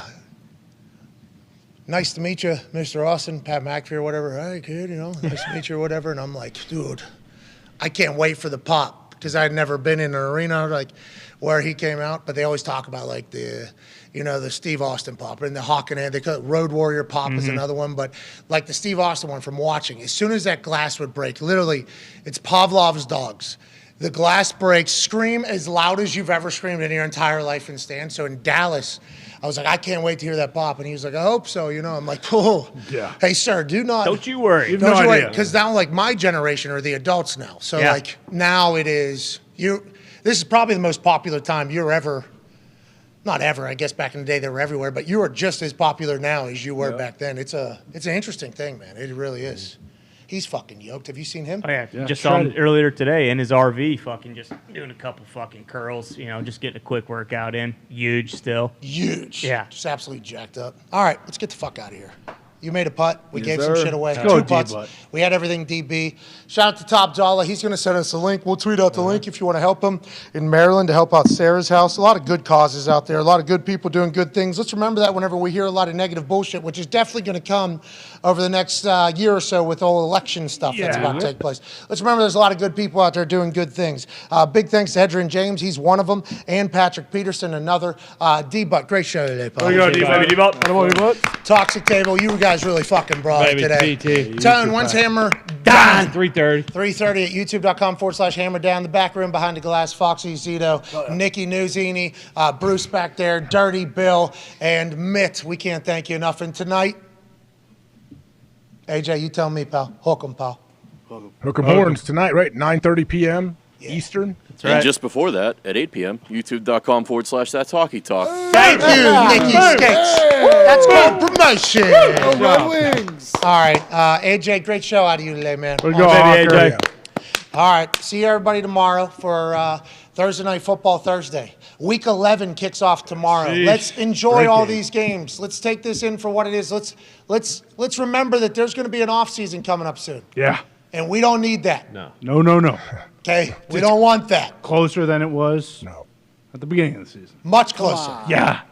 Remember, we were talking about a jury or grand jury indicting ham sandwiches. That's right. That's right. For 2 weeks. That was our sports life. Mm-hmm. Let's enjoy these games, even if they're potentially shitty. Tomorrow night should not be. When the Packers and the Titans play, we should be in store for a fucking banger. Hell yeah. But even if it's not, let's appreciate this. When the refs fuck it up, like they did with the Bills having 12 people on the field, and Gabe Davis's bobble not being reviewed by who? The people who put themselves in charge of review. Right. Who's that? The officiating people. Right. Whenever they're doing that, whenever games are being changed and Goddard's getting his face mask changed and a fumble happens and there's a game changer, Right. we cannot get lost in the fact that it is good that we have football. Amen. It's not perfect, but we have it. That's right. And we must enjoy it. Oh, yeah. Goddard went to IR today. Yeah. T's and P's. Damn. He was having a hell of a year. Oh, yeah. Yeah, he was. Was it because of the Probably. broken It was heart? on that play. Broken heart? Jeez. Heart. Better be. AJ, final thoughts as we get out of here on this Winners Wednesday? That brings up a good question. Do you think anyone ever will go on IR and it will be classified as broken heart because I hope not. someone left him or something happened like I that? hope not, because Tom. Dog dies. Dog die is a heartbreaker. That would be tough. I hope not, because that means somebody would be devastated, and that's not what this is about. Nope. We're about celebrating the sport. No. Oh, yeah. We're about being, we're about to be emotional and happiness about sport. That's right. Tears of joy. Yes. Tears of joy. It's not perfect, but we have it. Boom. Yes. Say something nice to somebody. Goodbye. See you tomorrow. Hammer Dahn is in 15 minutes. That's Hockey Talk is in 4 hours and 50 minutes. And Texas men's basketball team takes on Gonzaga Hook 'em. at 9:30 this evening. See you tomorrow. Goodbye.